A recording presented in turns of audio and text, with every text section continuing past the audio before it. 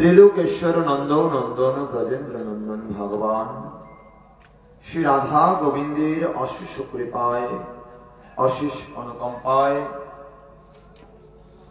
চুন্টা সনাতন ধর্মীয় ঐক্য পরিষদের উদ্যোগে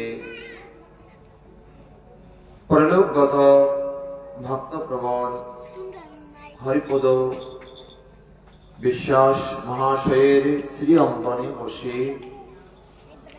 16 প্রহর ব্যাপী বাৎসরিক হরিনাম যজ্ঞের পূর্ব লগ্নে 2 দিন ব্যাপী হরিকথা গীতা যজ্ঞ ও হরিনাম সংকীর্তনের আয়োজন। তৎপূর্বে আমরা প্রয়াস করব আজ এই হরিনাম সংকীর্তন সম্পর্কে আমরা শ্রবণ করার। এই হরিনাম সংকীর্তন কি আদৌ একদিনের জন্য বা 16 প্রহরের জন্য? কারাই বা করেছিলেন এই অনুষ্ঠান? আমরা কেন করি? ধ্যান দিয়ে কথাগুলো খুব ধ্যান দিয়ে শ্রবণ করব, প্রয়াস করব যাতে শাস্ত্রের আলোকে আমরা আলোকপাত করার ধ্যান দিই। খুব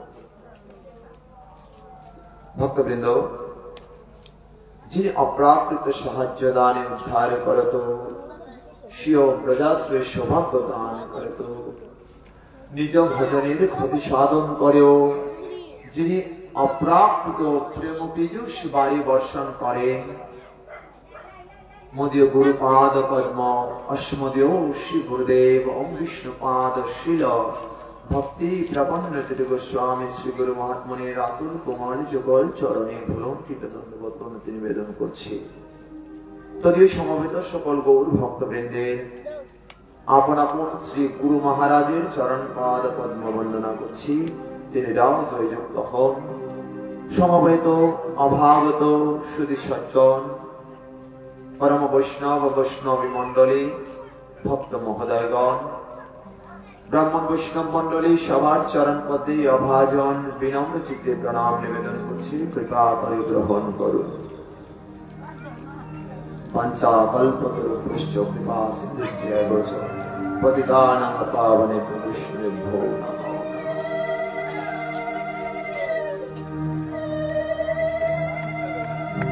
করুণার বারিধারায় 16 প্রহর ব্যাপী বাৎসরিক হরিনাম সংকীর্তনের অনেক বৎসর চলে গেল। আজ তার কততম দিবস? কত বৎসর চলছে?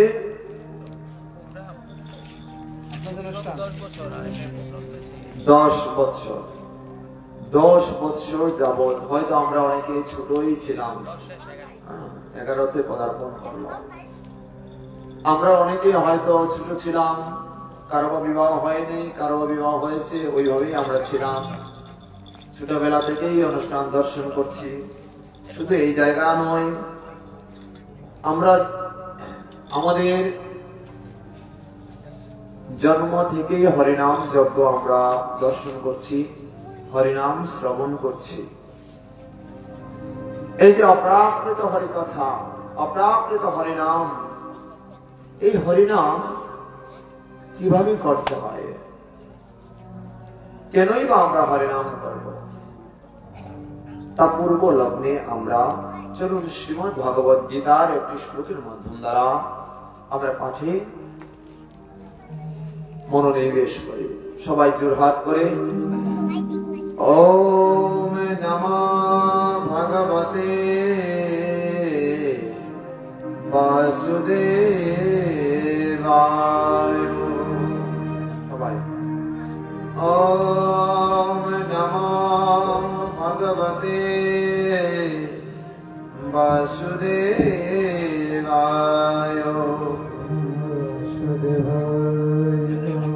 ওম নমঃ ভগবতে বাসুদেবায়।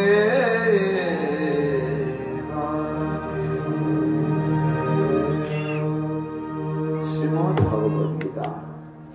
শ্রীমদ ভগবদ গীতার কি বস্তু? শ্রীমদ্ ভগবত গীতা কোনো পুঁথি নয়, কোনো গ্রন্থ নয়।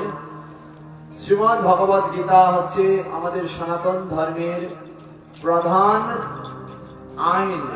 ধ্যান দিন, শ্রীমদ্ ভগবত গীতা দ্যাট মিন্স একটা আইনি শাস্ত্র।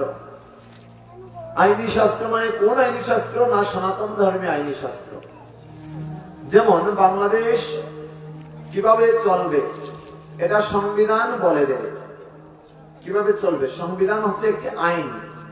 আমাদের সনাতন শাস্ত্র কিভাবে চলবে এটা হচ্ছে শ্রীমদ্ ভগবত গীতায়। আপনি কি করবেন, আপনি কি করবেন না, সকল কিছু শ্রীমদ্ ভগবত গীতায় লিপিবদ্ধ রয়েছে। তাহলে শ্রীমদ্ ভগবত গীতা কি বস্তু একটু জানি। শ্রীমদ্ ভগবত গীতার যে সকল শব্দগুচ্ছ রয়েছে, তার পূর্বে শ্রীমদ্ ভগবত গীতা যিনি রচনা করেছেন তার নাম হচ্ছে মহামুনি শ্রীকৃষ্ণ দ্বৈপায়ন বেদ ব্যাস। এটা জানি তো, তিনি রচনা করেছেন শ্রীমদ্ ভগবত গীতা। মহামুনি শ্রীকৃষ্ণ দ্বৈপায়ন বেদ ব্যাস, তাকে আগে জানা একটু প্রয়োজন, যার নাম অনুসারে এই ব্যাস আসন হয়েছে। কেন এই ব্যাস আসন? এই ব্যাস আসনে তো প্রথম সুখদেব গোস্বামী পাদ প্রবচন করেছেন। তাহলে তো অবশ্যই আমাদের কি করা উচিত? সুখদেবের সেই আসন তৈরি করা উচিত, বা সেই আসনের নামকরণ করা উচিত। ব্যাস আসন কেন হলো আমরা এই বিষয়ে কালকে জানবো। ব্যাস আসন কেন হলো?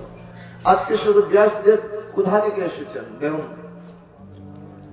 আপনারা শ্রবণ করেছেন মহাভারতে সেই মৎস্য রাজার কন্যা, যার নাম ছিল মৎস্যগন্ধা। সেই মৎস্যগন্ধার সম্পূর্ণ শরীরে মাছের ন্যায় দুর্গন্ধ করত। মাছের দুর্গন্ধ করত বিধায় সেই মৎস্য রাজার কন্যা সেই মৎস্যগন্ধার কাছে কেউ যেত না, কোন পুরুষ তার কাছে ভিড় করত না। তখন তার শুধু সঙ্গ মাঝে মধ্যে দিতেন মহারাজ শান্তনু। কিন্তু মহারাজ শান্তনুর পূর্বে যে তার একটি পরিচয় রয়েছে সেটাই আমরা জানবো। মহারাজ শান্তনুর পূর্বে এই মৎস্যগন্ধা যখন মাছ, সেই মৎস্য রাজার কন্যা যখন ছিলেন, নৌকার মধ্যে বাবার সাথে মাছ মারতে যেতেন, ওই সময় তার হৃদয়ে বাসনা জেগেছিল, আমি এত বড় যুবতী হয়েছি, আমার কাছে কোনো পুরুষ আসে না, আমি যদি কোন পুরুষে যদি আমায় গ্রহণ না করে, এই জগতে তো আমায় কুলটা বলবে, জগতে তো আমার কোনো কিছুই থাকবে না। নারী হয়ে যদি মা হতে না পারি, তবে কি নারী জীবনে সার্থকতা আছে গো? নাই। তার মনে বাসনা জাগলো, যদি আমি মা হতে পারতাম, যদি আমি মা হতে পারতাম, কোন পুরুষ যদি আমায় গ্রহণ করত। তিনি ভগবান সিদ্ধি মহারাজের আরাধনা করতে শুরু করলেন, হে প্রভু, আমায় কৃপা করে তুমি গ্রহণ করো, আমার প্রার্থনা স্বীকার করো। তিনি কি করলেন? মহাদেবের সেই আরাধনা করবার পরে মহাদেব বললেন, যাও তুমি পরাশর মুনি নামে এক মুনি রয়েছে আমার ভক্ত, তুমি তার কাছে গেলে কি পাবে? তুমি তার কাছে গেলে তোমার মনস্কামনা পূর্ণ হবে। পরাশর মুনির কাছে গেলেন। পরাশর মুনি তাকে দেখে তিনি আশ্চর্যান্বিত হয়েছিলেন, খুব আশ্চর্য বোধ মনে করছেন যে আসলে কি হয়েছে, তার এই দুর্গন্ধ থেকে আসছে। তারপর মৎস্য রাজা সে কন্যা মৎস্যগন্ধা প্রণাম করে বলল, কৃপা করে মার্জনা করবেন হে প্রভু, হে মুনিবর, এই দুর্গন্ধটা আমার শরীর থেকে আসছে, কৃপা করে আপনি আমায় আমার শরীর থেকে এই দুর্গন্ধটা সরিয়ে নিন, এমন ভাবে সরিয়ে নিন যাতে আমি মা হতে পারি। কেননা জগতের কোন পুরুষ আমার কাছে আসতেছে না, কোন পুরুষ আমায় গ্রহণ করছে না, তাই কৃপা করে আমায় সেই বর প্রদান করুন, আমায় আশীর্বাদ করুন। তাই কি করলেন? সেই মৎস্যগন্ধার শরীর থেকে সম্পূর্ণ দুর্গন্ধ তিনি কি করলেন? সরিয়ে দিলেন। তার শরীরে পদ্মের ন্যায় সুগন্ধ প্রদান করলেন। ধ্যান দিন, পদ্মের ন্যায় যখন সুগন্ধ প্রদান করলেন, তার সম্পূর্ণ শরীর থেকে পদ্মগন্ধ আসতে আরম্ভ করলো। পদ্মগন্ধ আসতে আরম্ভ করলো। আর যখন পদ্মগন্ধ আসে, তখন নিজেই পরশুর মুনি মোহিত হয়ে রইলেন। তাই সেই পরাশর মুনি কি করলেন? সেই মৎস্যগন্ধা অর্থাৎ পদ্মগন্ধাকে গ্রহণ করলেন। গ্রহণ করার পীযুষে গ্রহণ করার পর তাদের সুন্দরভাবে একটি সুসন্তান এসেছে। সুন্দর একটি সুসন্তান এসেছে। এখন বিবাহের পূর্বে, ধ্যান দেন, বিবাহের পূর্বে অবৈধভাবে সেই সন্তান এসেছে। এখন জগতের কোন জীব যদি সেটি জানতে পারে, তখন তো ওই মেয়ের শরীরে অর্থাৎ মেয়ের কাছে বা মেয়ের চরিত্রে তো কালিমা লেপন হয়ে যাবে। তাই তিনি কি করলেন? পরাশর মুনির কাছে কামনা করলেন, হে মুনিবর, সন্তান তো আপনার, তাই কৃপা করে সন্তানটাকে আপনার কাছে রেখে দিন। সেই পরাশর মুনি ওই সন্তানটাকে নিয়ে গেলেন তার আশ্রমে। ধ্যান দেন, পরাশর মুনি সন্তানটিকে তার আশ্রমে নিয়ে গেলেন। ধীরে ধীরে ওই সন্তানটি একদম অল্প বয়সেই সকল শাস্ত্রে যেন তিনি পারদর্শী হতে লাগলেন। পরবর্তীতে ওই মৎস্যগন্ধার প্রতি অর্থাৎ ওই পদ্মগন্ধার প্রতি লালায়িত হয়েছেন কে? মহারাজ শান্তনু। এই পদ্মগন্ধার সাথে বিবাহ হওয়ার কথা ছিল কার? ভীষ্ম। অর্থাৎ সে বিশ্বের জন্য পাত্রে খুঁজতে গিয়ে, খুব ধ্যান দিয়ে শুনুন, বিশ্বের জন্য পাত্রে খুঁজতে গিয়ে পাত্রীকে যখন তার পিতাই গঙ্গা পুত্র, সেই গঙ্গাকেও কিন্তু শান্তনু মহারাজ বিবাহ করেছেন। ধ্যান দিন কথাগুলো। শান্তনু মহারাজ তাকে দর্শন করেই কিন্তু তার প্রতি লালায়িত রয়েছেন। অর্থাৎ কোন সন্তানের পিতা যদি তার কন্যার সম কোন মেয়ের প্রতি যদি লালায়িত হয়ে যায়, সেই তৎকালীন সময়ে শান্তনু মহারাজের বয়স প্রায় 70-এর উপরে। 70-এর উপরে কি বাসনা জাগে কারো যে আমার মেয়ের মতো কোন মেয়েকে আমি বিবাহ করব? তৎকালীন সময়েও তার হৃদয়ে বাসনা জেগেছিল। যখন বিশ্ব জানতে পেরেছিলেন যে আমার পিতা চেয়েছেন, এই পিতার মনস্কামনা পূর্ণ করার জন্য তিনি কি করলেন? আজন মনস্থিত ব্রহ্মচারী তিনি প্রতিজ্ঞা করলেন।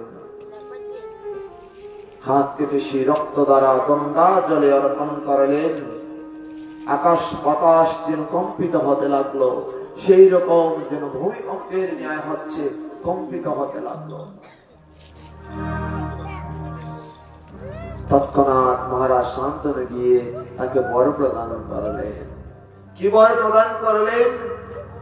ইচ্ছা মৃত্যু বরদান দিলাম পুত্র, তুমি এখানে যে কার্য করেছ তা অমর হয়ে থাকবে ইতিহাসে। সেই পরাশর মুনির পুত্র হচ্ছেন ব্যাসদেব। আর এই ব্যাসদেবী শ্রীমদ্ ভগবদ গীতা রচনা করলেন। খুব ধ্যান দিয়ে শুনি কথাগুলো। যার মোবাইল গুলো সাইলেন্ট করে নেব অথবা বন্ধ করে দেব, যারা রেকর্ডিং করতে চান করতে পারে। খুব শান্ত হয়ে শ্রবণ করব। তাই এই ব্যাসদেবী শ্রীমদ্ ভগবদ গীতা তথা মহাভারত, শ্রীমদ্ ভাগবতম সহ সকল গ্রন্থ তিনি রচনা করলেন। সকল পুরাণাদি তিনি রচনা করলেন। সকল পুরাণ তিনি এমন ভাবে মন্থন করেছেন, মন্থন করে শ্রীমদ্ ভাগবতম মহাপুরাণ তিনি কি করেছেন? শ্রীমদ্ ভাগবত মহাপুরাণ তিনি গ্রন্থ রচনা করেছেন। কেন শ্রীমদ্ ভাগবত মহাপুরাণ? ধ্যান দিন। ব্যাসদেব সকল গ্রন্থ রচনা করার পরেও তার হৃদয়ে শান্তি পাচ্ছিলেন না। মনে বারবার রাতে স্বপ্ন দর্শন করেন, আমার এই জীবনে কিছু হলো না। 17 খানা গ্রন্থ রচনা করেন। এত গ্রন্থ, মৎস্য পুরাণ, বরাহ পুরাণ, কর্ম পুরাণ, নারদীয় পুরাণ, সকল পুরাণ রচনা করে তার হৃদয়ে যেন শান্তি আসছে না। আচ্ছা, আমরা সাধারণ জীব যদি কোনো একটা কবিতার বই রচনা করি, আমাদের হৃদয়ে আমরা লেখক হয়ে যাই। লেখক লেখাই তো নাম, লেখক অমুক। কিন্তু এই জগতের শ্রেষ্ঠ শ্রেষ্ঠ গ্রন্থ সমূহ রচনা করলেন ব্যাসদেব, মহামুনি শ্রীকৃষ্ণ দ্বৈপায়ন বেদের ব্যাস। তিনি রচনা করেছেন এত শ্রেষ্ঠ শ্রেষ্ঠ গ্রন্থ। তথাপিও ধ্যান দিয়ে শুনি, তথাপিও রাধে রাধে, তথাপিও তার মনে শান্তি আসছে না। কেন? মনে মনে ডাকছেন, হে গুরুদেব, হে গুরুদেব, আমি কি করছি, আমি কি করেছি? আমার তো আসলে সকল কিছু নৎসাৎ হয়ে গেল, আমার কিছুই লাভ হলো না। এত গ্রন্থ রচনা করে হৃদয়ে শান্তি পাচ্ছি না। গুরুদেবকে মনে মনে স্মরণ করলে গুরুদেব সামনে সামনে চলে আসে। তাই স্বয়ং নারদ মুনি কি করলেন, তার সামনে উপনীত হলেন। খুব ধ্যান দিয়ে শুনে কথা বলুন। নারদ মুনি তার কাছে এসে বলছেন, বালক, তোকে এত বিচলিত লাগছে কেন রে? শুধু পায়চারি করছিস, এদিক ওদিক পায়চারি করছিস, এত বিচলিত লাগছে কেন? হে গুরুদেব, আপনি তো অন্তর্যামী, আপনি তো সকল কিছুই জানেন। আপনি কৃপা করে কি করুন, আমার হৃদয়ের সকল মলিনতা, আমার হৃদয়ের সকল চতুরতা আপনি সরিয়ে দিন, তা নৎসাৎ করে দিন। দেখ বাবা, ঘুম থেকে উঠে ওই দিন রাত্রে যাপন করে ঘুম থেকে উঠে সমুদ্রের দিকে নিয়ে গেলেন। ধ্যান দিন গুরুদেব কিভাবে শিষ্যের ভ্রান্তি গুলো দূর করেন। ধ্যান দিন গুরুদেব কিভাবে শিষ্যের সকল ভ্রান্ত গুরু ধারণা গুলোকে দূর করেন। ধ্যান দেব। সকালবেলা ঘুম থেকে উঠে শিষ্যকে নিয়ে পায়চারি করতে বেরিয়েছেন সমুদ্রের তীরে। দেখছেন একটি চড়ুই পাখি, চড়ুই পাখি চিনি তো আমরা সবাই, একটি চড়ুই পাখি ঠোঁটের সামন দ্বারা বালু নিয়ে নিয়ে সাগরে ফেলছে, বারবার সাগরে ফেলছে, বারবার সাগরে ফেলছে। তিনি লক্ষ্য করলেন, চড়ুই পাখির কথা ব্যাসদেব বুঝতে পারতেন, নারদ মুনি তো অবশ্যই বুঝতে পারতেন। চড়ুই পাখিকে জিজ্ঞেস করছেন, গুরুদেব, আসলে গুরুদেবই চড়ুই পাখিটিকে পাঠিয়েছে পরীক্ষা, সেটা ব্যাসদেবকে পরীক্ষা করার জন্য। বলছেন চড়ুই পাখিকে বলছেন, এবং ব্যাসদেব শ্রবণ করছে, ধ্যান দিয়ে শুনুন। বলছে,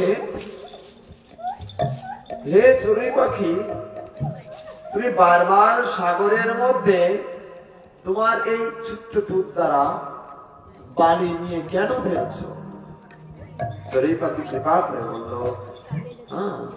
বলল, হে মুনিবর, আমার ইচ্ছে হয়েছে আমি সাগরের মধ্যেখানে আমি বাঁধ দিয়ে দেব, সাগরটাকে আমি বেঁধে ফেলবো।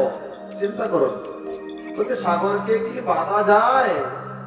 বলুন তো, আমরা তো আছি জগতে, আমাদের তো হাত পা অনেক বড় বড়, আমরা চাইলে একদম ট্রাক্টর বিভিন্ন গাড়ি দ্বারা নিয়ে সাগর কি সাগরের মধ্যেখানে কি বাঁধ দেওয়া যায় দাদা?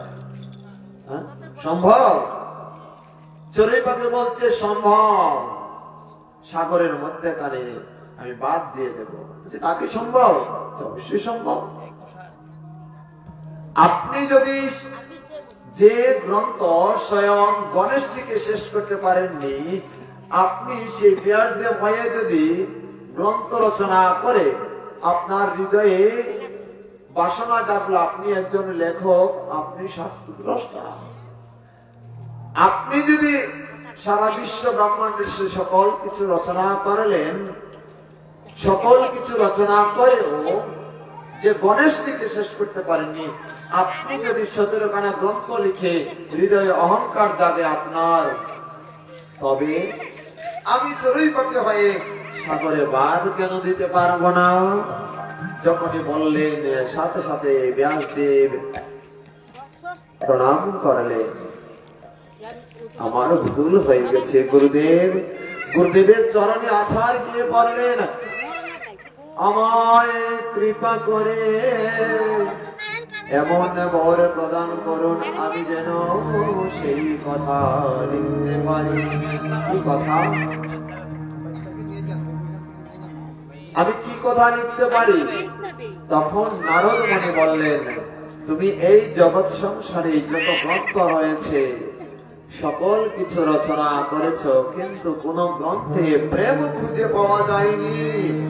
সকল কিছু রচনা করেছ, কিন্তু সব কিছুর মধ্যেই কামনা রয়েছে লুকায়িত, বাসনা রয়েছে লুকায়িত, কিন্তু কোন গ্রন্থে প্রেম খুঁজে পাওয়া যায়নি। তাই তুমি এমন গ্রন্থ রচনা করো যে গ্রন্থের মধ্যে প্রেম রয়েছে, যে গ্রন্থের মধ্যে রাধা কৃষ্ণের ভক্ত ভগবানের মিলন রয়েছে। সেই গ্রন্থই যদি তুমি রচনা করতে পারো, তোমার মনের সকল গ্লানি দূরীভূত হয়ে যাবে। জয় জয় শ্রী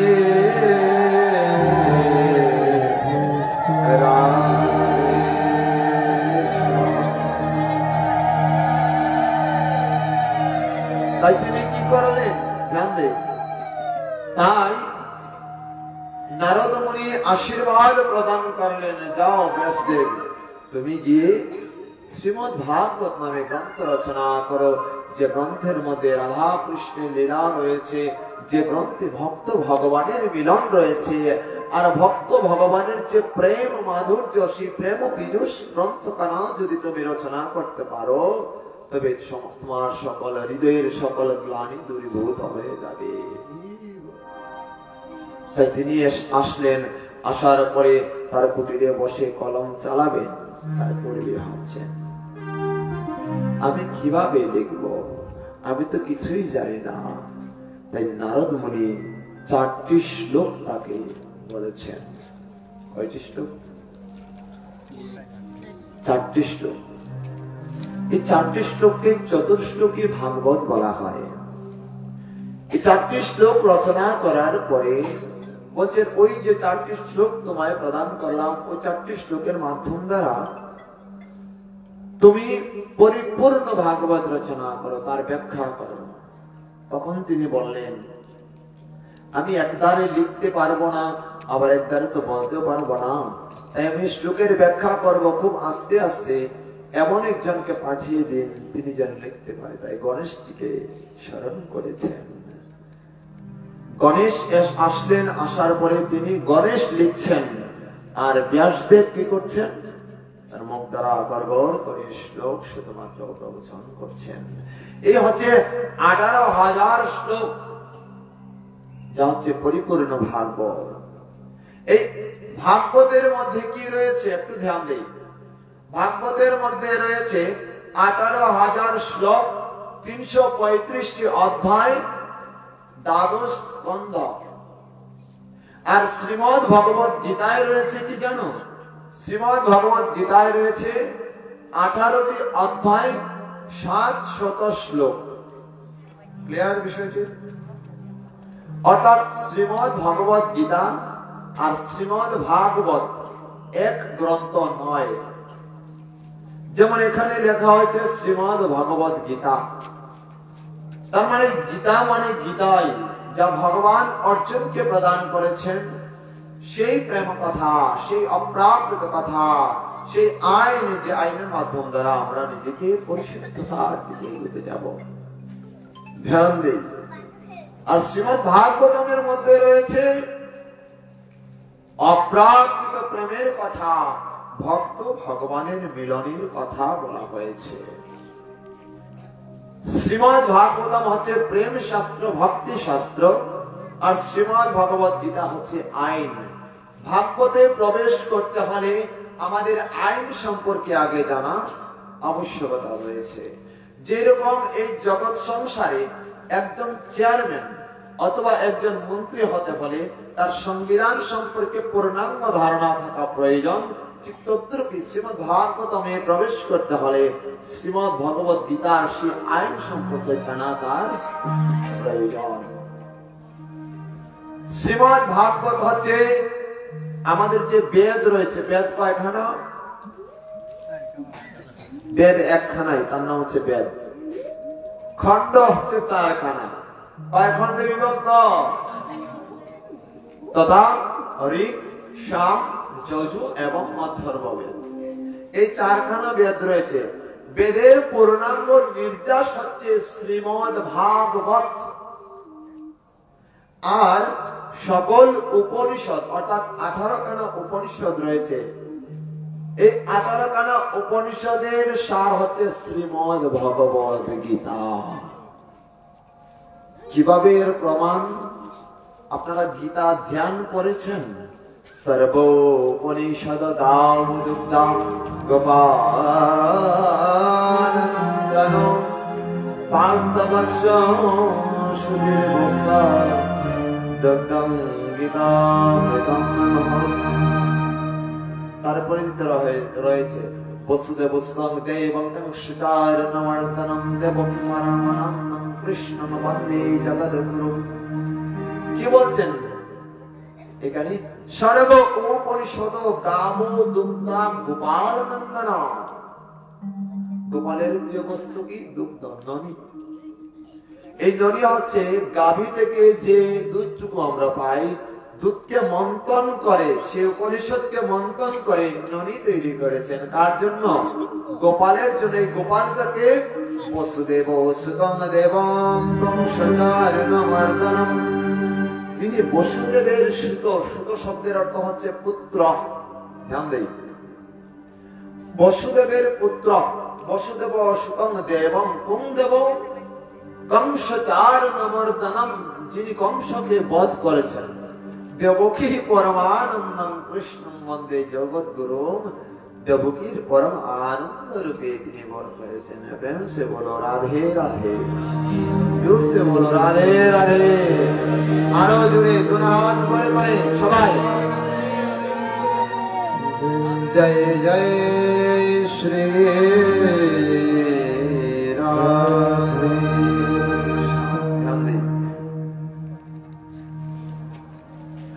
তাই গীতা হচ্ছে আমাদের আইন। আচ্ছা, আপনি যদি সংবিধান না মানেন, যেমন উদাহরণ দিই, আমরা উদাহরণের মাধ্যমে আজকে জানবো। একজন গাড়ির ড্রাইভার যদি যে রোডে সে আসা যাওয়া করে, ওই রোডে সিগন্যাল লাইট আছে না? আমরা দেখেছি না সিগন্যাল লাইট আছে? পুলিশ দাঁড়িয়ে আছে, সিগন্যাল যদি অমান্য করে ড্রাইভারকে শাস্তি পেতে হয়। তো এমনকি তার জরিমানাও পর্যন্ত হয়, জেল পর্যন্ত হয়। আর যদি পুলিশ দৌড়ে গিয়ে ধরতে পারে তাহলে কেলানিও হয়। হয়তো না হয় না? ঠিক তদ্রুপই যদি আইন না মানে ড্রাইভারকে এরকম শাস্তি পেতে হয়, আমি আপনি কেউ যদি এই শ্রীমদ্ ভগবত গীতা আইন অনুসারে চলতে না পারি, ভগবান আমাদের কেলানি দিবে। কিভাবে কেলানি দিবে? কিভাবে মারবে ভগবান? ভগবানের মায়ের কিভাবে জানেন? লাঠি দ্বারা নয়। ভগবানের মায়ের দেখবেন হঠাৎ করে আপনি অসুস্থ হয়ে পড়েছে, হঠাৎ করে পেট ব্যথা, হঠাৎ করে মাথা ব্যথা এমন ভাবে ধরেছে আপনার, হঠাৎ করে দেখবেন ডায়াবেটিস হয়েছে, কোলেস্টেরল হয়ে গেছে, এমন রোগ হয়ে গেছে আর ছাড়ছেই না। আপনাকে ডজন ডজন ঔষধ খেতে হয়, আপনার আর ভাত খাওয়ার প্রয়োজন নেই, আপনি ওষুধ খেয়ে পেট ভরছেন। তার মানে বুঝতে হবে গীতা মা আমার কাছ থেকে দূরে আছেন, তাড়াতাড়ি ভগবান দূরে আছেন, ভগবানকে কাছে টানতে হবে। খুব ধ্যান দিয়ে শুনবেন কথাগুলো। তাই গীতাকে আগে জানা প্রয়োজন। গীতায় 4 জনের কথা রয়েছে। কার কার? প্রথম হচ্ছে ভগবান শ্রীকৃষ্ণ, দ্বিতীয় অর্জুনের কথা রয়েছে, তৃতীয় সঞ্জয় এবং চতুর্থ ধৃতরাষ্ট্রের কথা রয়েছে। প্রথম শ্লোকে ধৃতরাষ্ট্র ধর্মক্ষেত্রে কুরুক্ষেত্রে সামবেতা ইয়ো সবাহ মামকা পাণ্ডবা চ এব কিম অপূর্বতা সঞ্জয়া। এইরকম কন্টিনিউ শ্লোক চলছে। সঞ্জয় বললেন, আবার ভগবান বললেন, আবার অর্জুন বললেন। তাহলে কার কতটি শ্লোক? ধৃতরাষ্ট্রের কতটি শ্লোক? Only one. ধৃতরাষ্ট্র কয়টি শ্লোক? একটি শুধুমাত্র প্রথম শ্লোক।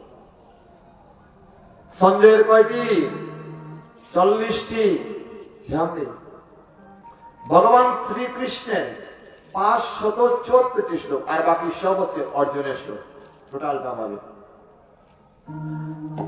এই সকল শ্লোক। এক একটা শ্লোকের আলোকে আলোচনা করতে হলে 700 দিনের প্রয়োজন, 700টা শ্লোকের আলোচনা। একটি শ্লোকের আলোকে আমরা আলোচনা করার প্রয়াস করব। চলুন আমরা সেটা আলোচনা করার প্রয়াস করি। ধ্যান দিন, তা শ্রীমদ্ ভগবত গীতায় বলছেন যে অনন্যাশ্চিন্তন্তো মাম ये जना पर्यपासते यशां नित्योऽভিযুক্তানাং যোগক্ষেমং বহাম্যহम्। অনন্যাশ্চিন্তন্তো মাম, যে ভক্ত আমায় অনন্য চিত্তে ভক্তি পূর্বক প্রীতি দ্বারা শুধুমাত্র আমার পূজন করে, শুধুমাত্র আমায় দর্শন করে, আমার কথা জানে, তেষাং নিত্যোऽভিযুক্তানাং যোগক্ষেমং বহাম্যহम्।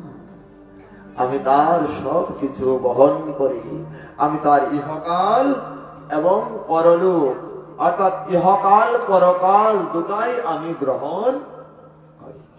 ধ্যান দিন, কেউ যদি অনন্য চিত্তে ভগবানের আরাধনা করে, ভগবান বলছেন আমি তার এই যাবৎ সে জীবিত থাকা অবস্থায় যে সকল কিছু গ্রহণ করি, এমনকি সে মারা যাওয়ার পরেও তার সকল কিছু আমি কেবল গ্রহণ করি। আচ্ছা, ভগবান যদি এইভাবে পরীক্ষা করে, আচ্ছা আপনাকে যদি কেউ বলে যে দাদা বা দিদি, আপনার এই জগৎ সংসারে আপনার যা কিছু প্রয়োজন আমি আপনাকে দেব, আপনার কোনো কাজ কর্ম কিচ্ছু করতে হবে না, আপনি কি তার কাছে যাবেন না? আপনার অর্থ সম্পত্তি ঘুমানো খানে কিচ্ছুর অভাব নেই, নিশ্চয়ই আমরা যাবো তো তার কাছে, না যাব না? বলুন, আমরা যাব তো, অবশ্যই যাব। তা এই জগতের মানুষ যদি কোন ব্যক্তির প্রতি আসক্ত হয়ে যদি সে চলে যেতে পারে, সেই ব্যক্তি যদি তার সকল ভার বহন করতে পারে, তবে ভগবান যে প্রতিজ্ঞা করে দিলেন যে আমি প্রতিজ্ঞা করছি তোমার এই জগতের এবং পরজগতের সকল ভার বহন করব, আমি কি ভগবানের প্রতিজ্ঞাকে কি গুরুত্ব দিচ্ছি? নিজেকে নিজে প্রশ্ন করে উত্তর চলে আসবে। ভগবান বারবার বলছেন, শেষেও বলছেন মনমনা ভব মদ্ভক্ত মদয়াজিমাম নমস্কুর, বলেছেন তো, বলেন নাই? শ্রীমদ্ ভগবত গীতার ৮ অধ্যায় মুখ্য যোগের ৬৫ নং শ্লোকে বলছেন, কি বলছেন? মনমনা ভব মদ্ভক্ত মদয়াজিমাম নমস্কুর মাম এবসি সত্যম তে প্রতিজানে প্রিয়সি মে। মনমনা ভব মানে আমার ভজনা করো, মদ ভক্ত আমার ভক্ত, মদ জাতি আমার পূজার্চনা করো, মাম নমস্কুর, তারপরে আপনি নমস্কার করুন। মাম এবসি সত্যম তে, আমি সত্যই প্রতিজ্ঞা করছি প্রতিজানে প্রিয় হসিমে, তুমি আমার অত্যন্ত প্রিয়। আচ্ছা, আপনাকে যদি বলে আপনি শুধুমাত্র ভগবানকে ডাকবেন আর পূজা করবেন, আপনি ভগবানের প্রিয়, তাহলে কোন আপত্তি আছে আমাদের? তাহলে গীতাটাকে কিভাবে কাজে লাগাতে হবে, পূজাটাকে কিভাবে কাজে লাগাতে হবে? বলছে তাকে স্মরণ করতে হবে, তাকে পূজা করতে হবে। গীতা পূজা করা, গীতা অধ্যয়ন করাই হচ্ছে গীতা পূজা। ধ্যান দিই আমরা, গীতা পূজা করা মানে কি? গীতার উপরে বেল পাতা, তুলসী পাতা ইত্যাদি দ্বারা পূজা করা নয়, পুষ্প ইত্যাদি দ্বারা পূজা করা নয়। গীতা পূজা মানে হচ্ছে কি জানেন? শ্রীমদ্ ভগবত গীতা খানা খুলে সেই শ্লোক গুলা অধ্যয়ন করা, এটাই কেবল গীতা পূজা করা। ধ্যান দিয়ে কথা বলুন, কারা কারা প্রতিদিন গীতা পাঠ করেন? হাত তুলুন তো। প্রতিদিন কারা কারা গীতা পাঠ করেন? আচ্ছা, মাঝে মধ্যে করেন কারা কারা? হাত তুলুন। যে যখন মনে হলো বিপদে পড়লাম তখন করি, আমরা করি, আমি করি মাঝে মধ্যে, যখন আমি বিপদে পড়ি তখন করি আর কি, নতুবা সারা জীবন মনেই থাকে না। আর যখন মারা গেলাম তখন আস্ত একখানা গীতা আমার বুকের উপর চাপিয়ে দিল, এই গীতা পূজা, সমাপ্ত হলো। এটা গীতা পূজা নয়, জীবনেও হবে না। গীতার আপনার একটা শ্লোকই যদি মুখস্থ থাকে 700টা শ্লোকের মধ্যে, এইরকম হতভাগা আমি যে একটা শ্লোক পর্যন্ত আমি পারি না। অথচ আপনি চিন্তা করুন, আমি কম্পেয়ার করছি না, আমাদের পার্শ্ববর্তী ধর্ম যারা রয়েছে, ইসলাম ধর্মের যারা ভাইয়েরা রয়েছে, তাদের 10টা ছোট ছোট বাচ্চাকে আপনি একত্র করুন তো, একত্র করুন তো, এবার বলুন তো বাবা, বলতো কোরআনের একটা আয়াত বলতে দেখবেন গড়গড় করে ফরফর করে তারা বলে দিচ্ছে, একসাথে বলে দেবে, বলে দেবে তো।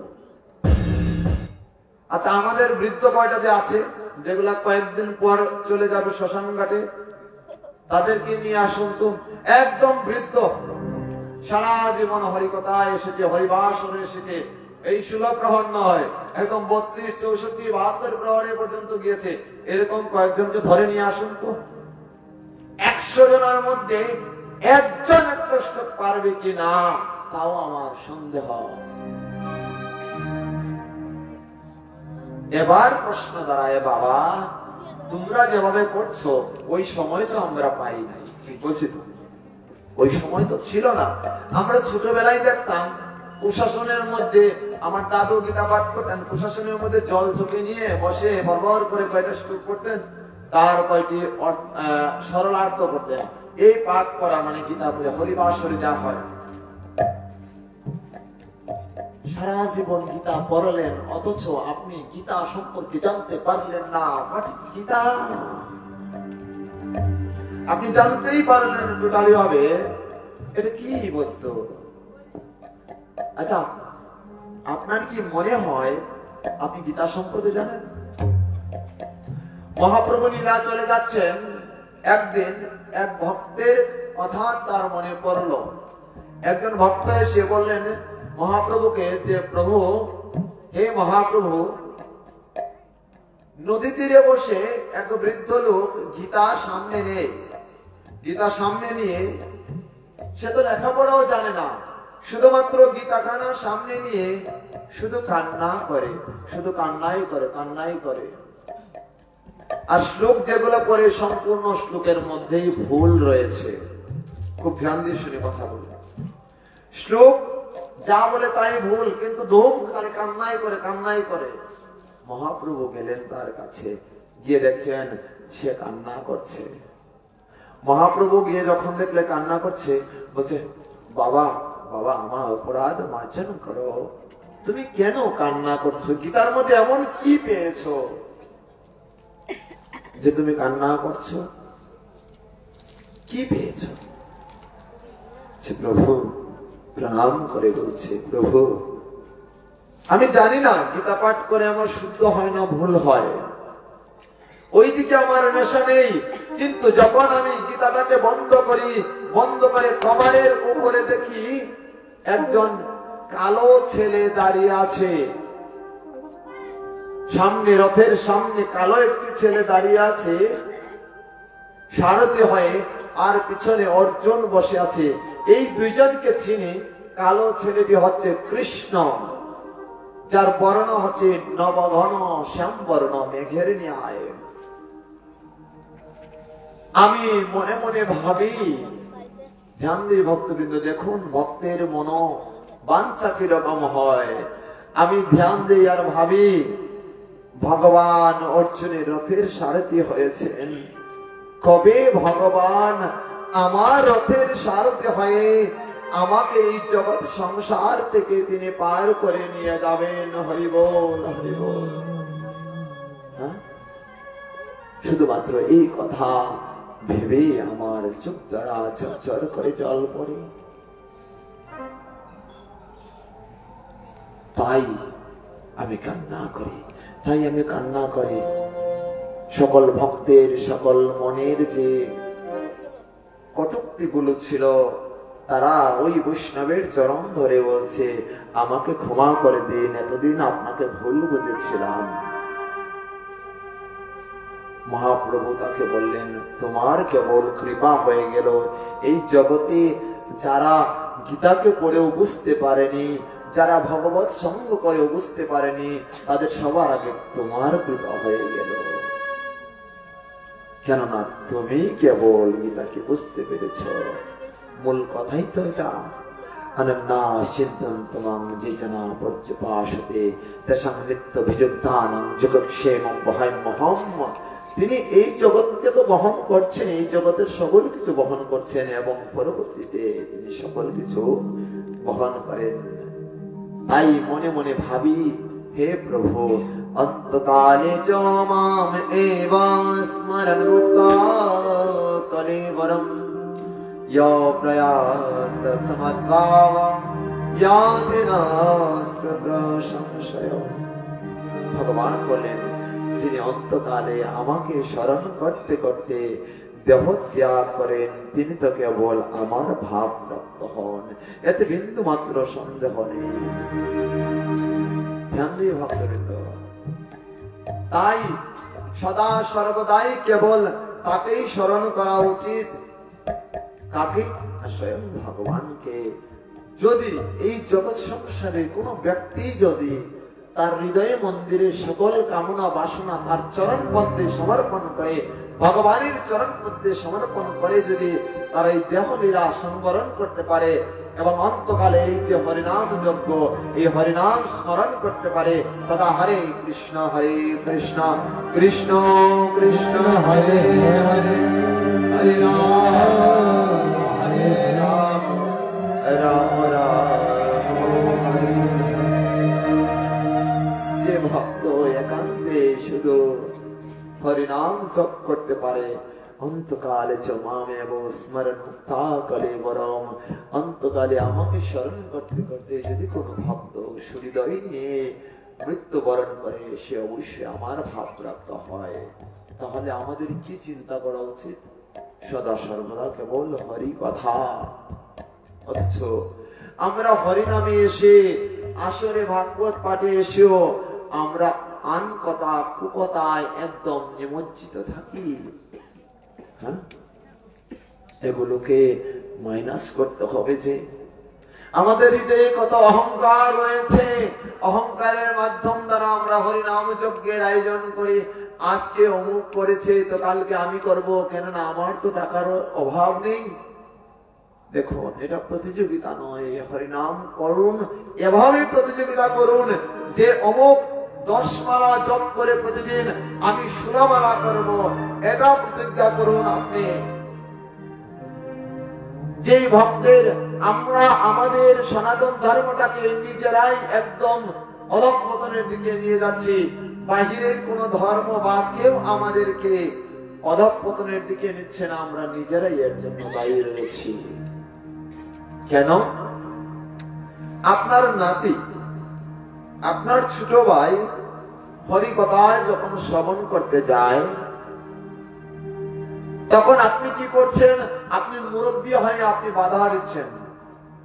আপনি তাকে বলছেন, ভাই তুমি যাও, তোমার বয়স আছে রে, আমার তো বয়স নাই, এখন মাথা ব্যথা, কোমর ব্যথা, কত ব্যথা, প্রতিদিন অত খেতে হয়, আমি জাগরণ করতে পারি না, আমার ইনসুলিন নিতে হয়, ডায়াবেটিস বেড়ে যায়, প্রেসার বেড়ে যায়, কত হাত, ডান হাত, বাম হাত, অজুহাত, হাত ঢুকিয়ে দাও। অথচ ওই ছেলেটাকে বলি না কখনোই, ভাই তুই দাঁড়া, আমি তোর সাথে যাই, যদি ওই জায়গায় গিয়েও আমার মৃত্যু হয় তথাপিও তো বৈকুণ্ঠে আমি যাব। প্রেম সে বলো।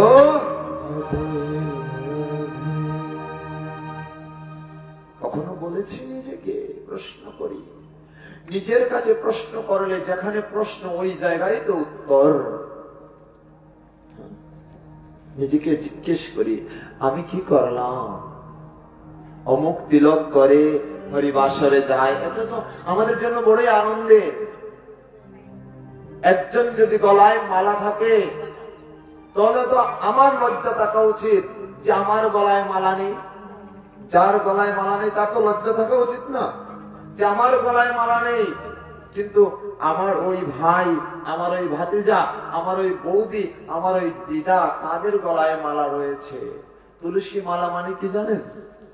এটা দ্বারা আপনি হিন্দু তার পরিচয় নয়, এর দ্বারা আমাদের সম্পূর্ণ শরীরে 206 জোড়া কি আছে?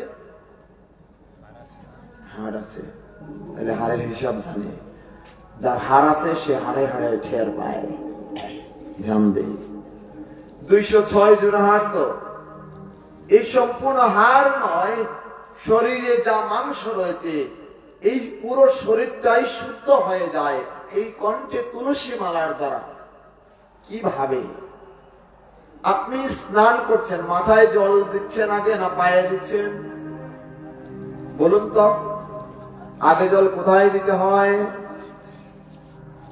ধ্যান দিন, শুধু পাঠ শুনলে হবে না তো, আচারগুলো তো জানতে হবে। আপনি কোথাও তীর্থে গেলেন, ধরুন এই যে আমাদের অসীম দেব প্রভু আমাদের বিষ্ণুপদ ধামে গিয়েছেন, আমাদের শ্রীহটে, সেই মৌলভীবাজার জেলা। যাই হোক, অনেক কথা হয়েছে। আমার এক জ্যেষ্ঠ দাদা যার মাধ্যম দ্বারা এখানে আসা, এবং আরেক জায়গায় চুনকাতে এসেছিলাম দাসপাড়ায়, ওনার মাধ্যম দ্বারা সেই অপ্রাকৃত আসলে ওনার গুণমহিমা এই ছোট মুখে বর্ণন করা অসম্ভব। খুব মানে গুণের অধিকারী, এক কথায়, আর কিছু বললাম না। তো উনি গিয়েছেন বিষ্ণুপদ ধামে। আচ্ছা, আপনারাও তো বিভিন্ন ধামে গিয়েছেন, স্নান করেন। জলের কাছে যখন যান, প্রথম আপনি কি করেন? জলের মধ্যে নামেন তো? নামন আপনারা নামেন না জলের মধ্যে? প্রথমে তীর্থ স্নান হয় না? আপনাদের এলাকায় হয়, আমাদের সেটা হয়। কিন্তু তীর্থ স্নান হলে প্রথমে আমরা জলের মধ্যে লাভ দিয়ে একদম কমতি মাইরা নাইমা পড়ি, অথবা হাফ প্যান্ট পরে নাইমা পড়ি, শেষ, তাই তো? কিন্তু না, প্রথমে জলটাকে প্রণাম করতে হয়, গঙ্গাকে প্রণাম করতে হয়। গঙ্গা জলেই কেবল গঙ্গা পুজো, এখানে টাকা পয়সার কোনো প্রয়োজন নাই। গঙ্গা মাকে গঙ্গা জল দ্বারাই পুজো করবেন। ওম শব্দ পাঠক সংহস্ত্রী শব্দ সুখ বিনাশিনী সুখদামতলা গঙ্গা গঙ্গাইব পরমাগতি। গঙ্গা পূজা শেষ, গঙ্গা জলে গঙ্গা পূজা। কলিযুগে এর থেকে বড় সুধা সেই পুজো আর কোথাও আছে বলুন? তাই এই গঙ্গা জলের মধ্যে তারপরে কি করবেন? আপনি হাত স্পর্শ করে জলটা প্রথমে মাথায় দিবে। আমরা বাথরুমে যখন, শাওয়ারে যখন স্নান করি, তখন জলটা প্রথম কোথায় পড়ে? মাথায় পড়ে। জানলেন? শুধু তাই নয়, বৃষ্টি, আপনি হাঁটতে আছেন, হঠাৎ করে বৃষ্টি পড়লো, প্রথম পায়ে না মাথায় পড়ে? মাথায় পড়ে। ভগবান বলে দিচ্ছে ওইদিকে শিক্ষা, আগে যে কোনো জল আগে মাথায় দে। ধ্যান দেই, কোন জায়গায় দিয়েছেন সিদ্ধান্ত, তত্ত্ব কি বলছেন দেখুন। আয়ুর্বেদ শাস্ত্র বলছেন কেবল মাথায় আগে জল দিতে হয়। কেন? ওই জায়গায় স্নায়বিক শক্তি রয়েছে। আপনার মাথায় যেরকম আঘাত করলে সম্পূর্ণ শরীর অচেতন হয়ে যাবে না? অচেতন হয়তো, কিন্তু আপনি হাতের মধ্যে আঘাত করেন তো আপনি অচেতন হন কিনা? হবেন? হবেন না। আপনি যখন প্রণাম করবেন, প্রথম পা দ্বারা প্রণাম করেন না মাথা দ্বারা প্রণাম করেন? মাথা দ্বারা। সকল কিছুর মূলে হচ্ছে এই হেড, মাথা, সকল কিছুর মূলে এইটা আমাদের ধ্যান দিই। তাই এই জলটা যখন আমরা মাথায় ডালি, ওই জলটা গড়িয়ে গলা থেকে যখন এই তুলসী কাষ্ঠ দ্বারা যখন সম্পূর্ণ শরীরে যায়, শরীরের সকল ভাইরাস দূরীভূত হয়ে যায়। শুধু তাই নয়, এই শরীরের অঙ্গ প্রত্যঙ্গ গুলোতে যদি আপনার বড় বড় ব্যাধি থাকে বা ব্যাধি হওয়ার সম্ভাবনা থাকে, ওই জলের মাধ্যম দ্বারা তা কি হয়? শেষ হয়ে যায়, নিঃশেষ হয়ে যায়। তাই শুধু নয়, ধ্যান দেই ভক্তবৃন্দ, শুধু তাই নয়, বলছেন এই তুলসী মালা কণ্ঠে ধারণ করলে কারো যদি শ্বাসকষ্ট হওয়ার সম্ভাবনা থাকে, তার কখনো শ্বাসকষ্ট হবে না। ধীরে ধীরে শ্বাসকষ্ট কমে যায়। এই তুলসী পাতা প্রতিদিন 3টি যদি কেউ সেবন করতে পারে, সকাল, দুপুর এবং সন্ধ্যা, তার ভবরোগ নির্মূল হয়ে যায়। এত গুণ রয়েছে তার মধ্যে। আয়ুর্বেদ নিয়ে কেউ পড়েছেন এখানে? আয়ুর্বেদ, আমরা যখন আয়ুর্বেদ নিয়ে পড়েছি, আয়ুর্বেদ কেন করব? বেদ চিনেন তো, বেদের একটি পার্ট না অথর্ববেদ? অথর্ববেদের একটি পার্ট হচ্ছে আয়ুর্বেদ। আয়ুর্বেদ যখন করেছি, বিশাল সেই তুলসীকে নিয়ে যখন গবেষণা করতে হয়, আমাদের করতে হয়, এই সকল কিছু রয়েছে। এই আয়ুর্বেদটা এখন সবার কাছে রয়েছে, সবার বাড়িতে, সবার সকল সনাতনীদের ঘরে ঘরে সেই তুলসী রয়েছে। তুলসী শুধু দেবী নয়, তিনি ভক্তি দেবী। শুধু ভক্তি দেবী নয়, তিনি হচ্ছেন প্রধান ঔষধি। তাই তো রাধা রানীর একজন প্রিয় সখীও তিনি। আবার তুলসীও কিন্তু রাধা রানী, অভিশাপের পরে তুলসী হয়েছেন। লক্ষ্মীও আবার অভিশাপের বলে সেই রাধা রানীও লক্ষ্মী রূপে এসেছেন। এটা অনেক সিদ্ধান্ত রয়েছে, শাস্ত্রে অনেক ব্যাখ্যা রয়েছে, এগুলো সময় নেই আমাদের। তাই যে কথায় ছিলাম, তুলসী মালা কণ্ঠে ধারণ করলে আর কি হবে? আচ্ছা, আপনি এই জগৎ সংসারে মায়েরা বিশেষ করে স্বর্ণ গলায়, কানে ইত্যাদিতে দেন তো? এটা তো অবশ্যই স্বর্ণ তো আমরা দিতে পারি। স্বর্ণ যদি আমি দিই, তাহলে ডাকাতের ভয় আছে, সুরের ভয় আছে না? কিন্তু আচ্ছা, আমার গলায় দেখুন মোটা মোটা মালা রয়েছে, কখনো তো ডাকাত আমায় আক্রমণ করে আমার গলার মালা ছিঁড়ে নিলে না? কেন না, ওইটা তার কাছে মূল্যবান না, ওইটা তার কাছে মূল্যহীন। কিন্তু ওইটা আমার কাছে স্বর্ণের থেকেও, হীরার থেকেও লক্ষ লক্ষ মানে গুণ হচ্ছে, দামি হচ্ছে আমার কাছে। কিন্তু তার কাছে তুচ্ছ, তুচ্ছ তো ঠিক তদ্রূপই আপনাকে মেরে স্বর্ণের হার নিতে পারে, কিন্তু তুলসী মালা নিবে না। কণ্ঠে তুলসী থাকলে আপনি বেঁচে যাবেন। শুধু তাই নয়, আপনি কোটি টাকার মালিক রয়েছেন, আপনি 4-5 জন বডিগার্ড রেখেছেন, আপনার সাথে কন্টিনিউ যাওয়া আসা করে, কিন্তু ভগবান যদি চায়, কোন বডিগার্ড আপনাকে বাঁচাবে বলুন দাদা? ভগবান যদি চায়, ঠাস করে আপনাকে ফেলে দিতে পারে। হয়ে যায় না অনেকের স্ট্রোক? আচ্ছা ধরুন হঠাৎ করে বজ্রপাত হয়ে গিয়েছে, এবার কোন বডিগার্ড আপনাকে বাঁচাবে বলুন? আছে জগতে কেউ? বলুন কেউ আছে? নাই।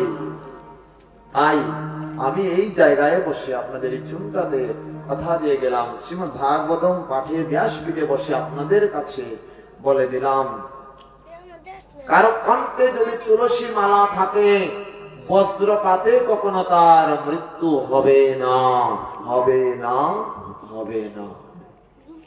আপনি দিবেন কিনা আপনি মৃত্যুর হাত থেকে, অথচ বজ্রপাতের হাত থেকে বাঁচবেন কিনা, এটা আপনার বিবেচ্য বিষয়। মনে রাখবেন, বজ্রপাতে মৃত্যু হবে না। এখন আপনার মনে আছে বা মনে পড়বে যে বাবা, আমি তো স্কুল কলেজে লেখাপড়া করি, আমি কিভাবে দিতে পারি? আমার তো লজ্জা হয়। ঠিক না? লজ্জা থাকতেই পারে। আপনি যখন দুর্গা পূজায়, সরস্বতী পূজায় মদ খেয়ে যখন অর্ধনগ্ন হয়ে নৃত্য করবেন, তখন লজ্জা হয় না? ওই বাবা মাদেরও যদি জিজ্ঞেস করেন যে বাবা মা, এই যে বাবা আপনার ছেলে ওই যে মদ খাচ্ছে, বাবাও বলবে তখন এটা তো একদিনের ব্যাপার। আমরা নিজেরা আমাদেরকে নষ্ট করছি, আমাদের বাচ্চাদের নষ্ট করছি। অথচ তুলসী মালা যদি বলেন যে ওই গার্ডিয়ানকে যে আপনার ছেলের গলায় তুলসী মালা করান, তুলসী মালা 2 জায়গায় ধারণ করার নিয়ম রয়েছে, একটা হচ্ছে কণ্ঠে আর একটা হচ্ছে বক্ষে। আপনার এতই যদি লজ্জা পাই, নিজেকে তো বাঁচাতে হবে। নিজেকে বাঁচাতে হলে আপনি অন্তত পক্ষে বক্ষে, লম্বা করে অন্তত পক্ষে তুলসী মালা ধারণ করুন। এটা আপনার রক্ষা কবচ। বুঝা গেল? শুধু তাই নয়, তুলসী মালা নিয়ে যদি বলি সারা রাত চলে যাবে, আপনারাও ঘুমাবেন, নাক ডাকে ঘুমাবেন, কিন্তু তার মহিমা শেষ হবে না। প্রেমসে বলো, তাহলে জোরে বলো, আরো জোরে, আমি শুনতে পাচ্ছি না, জোরে বলো। মায়েরা ঘুমিয়ে আছেন নাকি? दोनों हाथ ऊपर करे, जय जय श्री राम।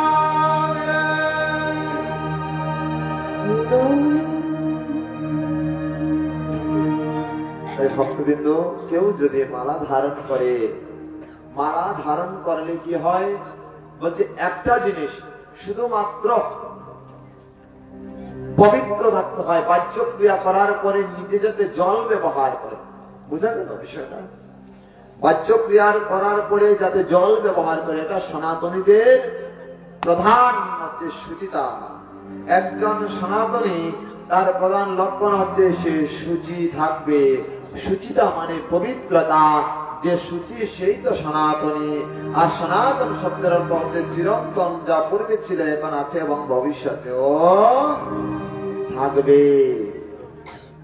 এটার কোন ধ্বংস নেই, তার নাম সনাতনী মানে নিত্য। আচ্ছা, নিত্য কি কখনো বন্ধ হতে পারে? নিত্য শব্দটাকে আপনি কোন জায়গায় স্টপ করবেন? পারবেন?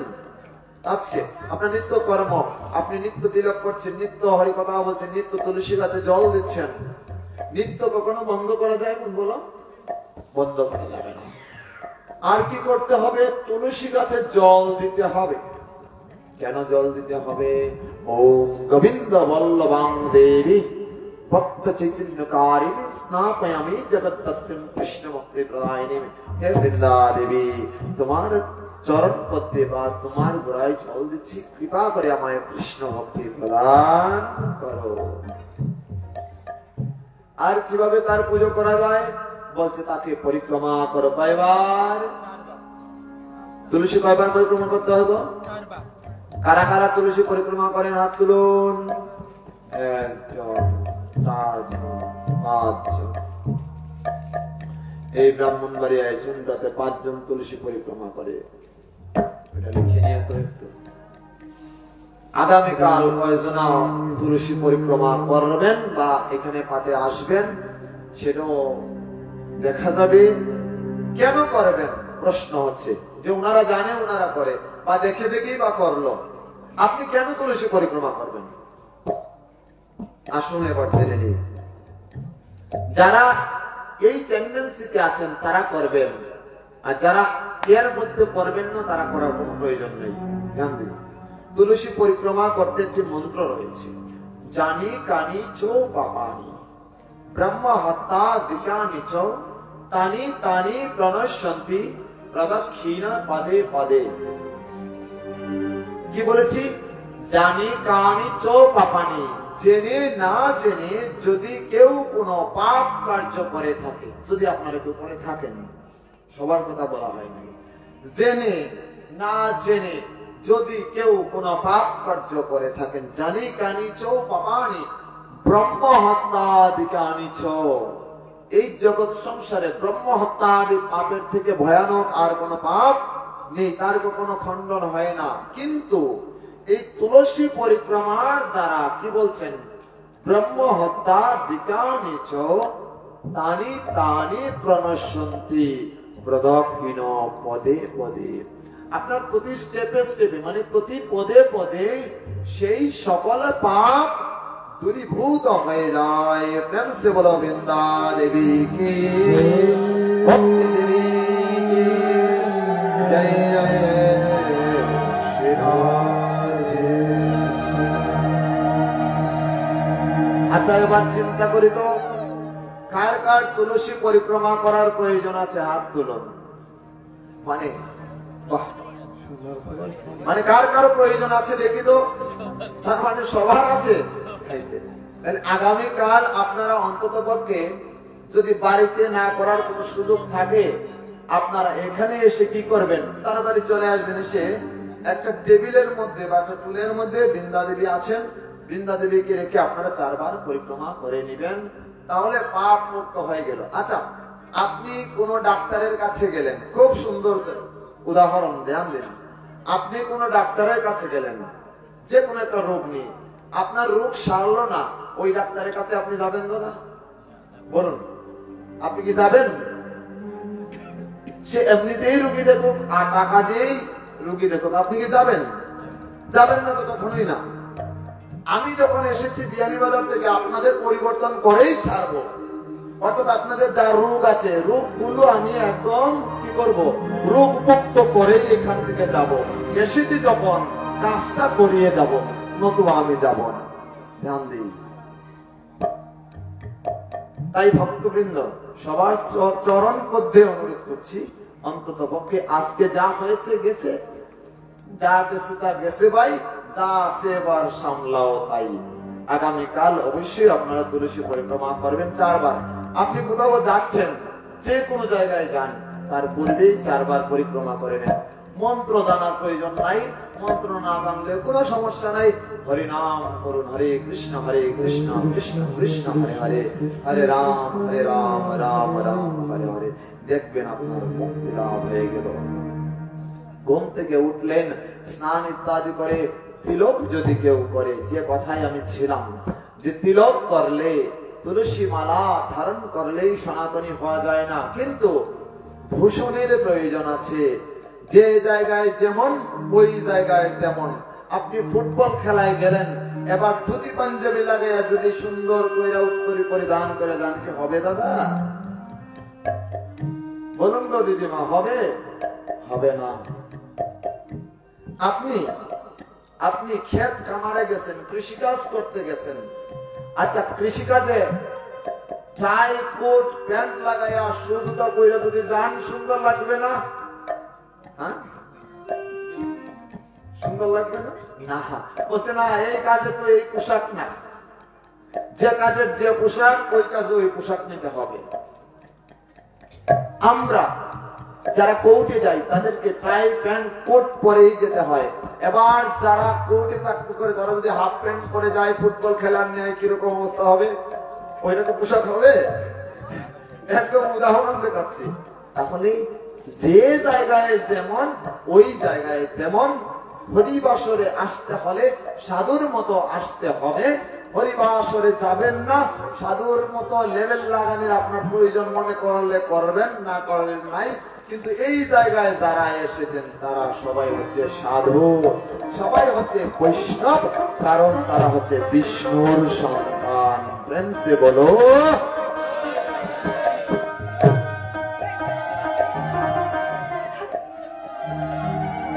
তাই ভক্তবৃন্দ, কৃপা করে আজ তো হয়েছে, আগামীকালকে যেন কপালে কিছু থাকে।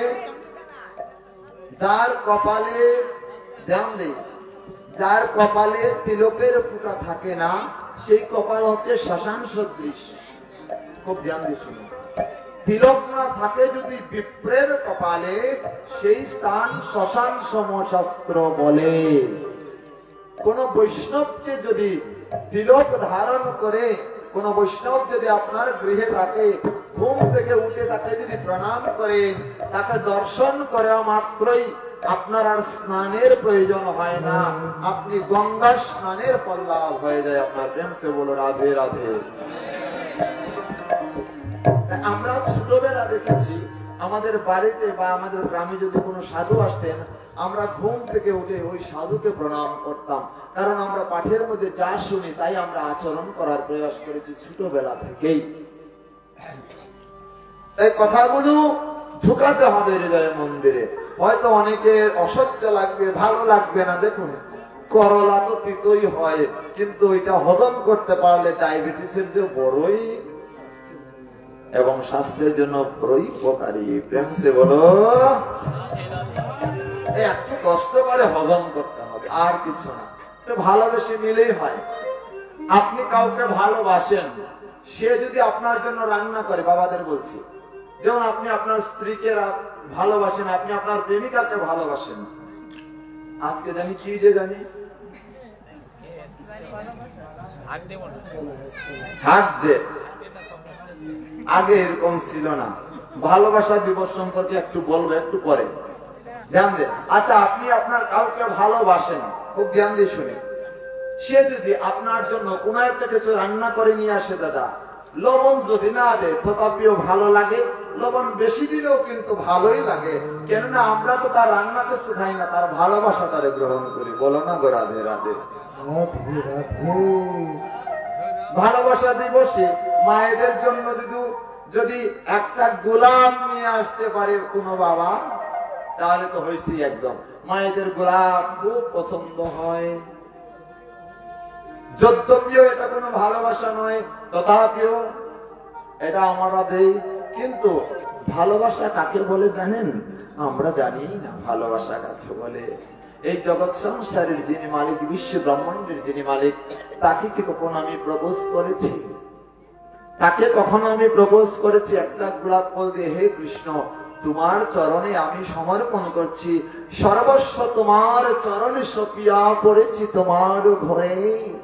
তুমি তো ঠাকুর তোমার কুকুর বলিয়া জানো মরে।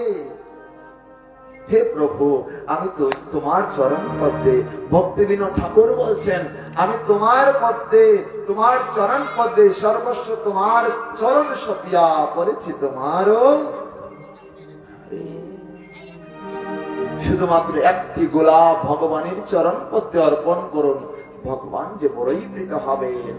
ওই ফুলটি আপনার প্রেমিক, আপনার স্ত্রী, আপনার সহধর্মিনী, তাকে উপহার করুন। দেখবেন এর মধ্যে অপ্রাপ্ত একটা ভালোবাসা লুকায়িত রয়েছে।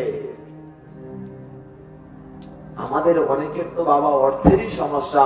গোলাপ ফুল এখন যে দাম, আগামীকাল আগামী পরশুদিন যদি গোলাপ ফুল কিনতে চান একদম মারাত্মক অবস্থা। যশোরে একটা গোলাপের দাম 2 টাকা, 1 টাকা, তাই তো এরকম না? অথচ ওই ভালোবাসার দিনে গোলাপ এমন ভাবে প্রস্ফুটিত হয়, এমন ভাবে তার দাম বেড়ে যায়। এক একটা গোলাপ 100 টাকা 200 টাকা দিয়ে তাও নিচ্ছে বাবা, তার প্রিয় মানুষটাকে উপহার দিবে। এটার নাম ভালোবাসা। এই জন্যই কি জগতে আসা? এর নাম ভালোবাসা নয় রে ভাই। ভালোবাসা কাকে বলে? ভালোবাসা, প্রেম, প্রীত, এগুলো তো আগে গোস্বামী বাদগণ করে গিয়েছেন।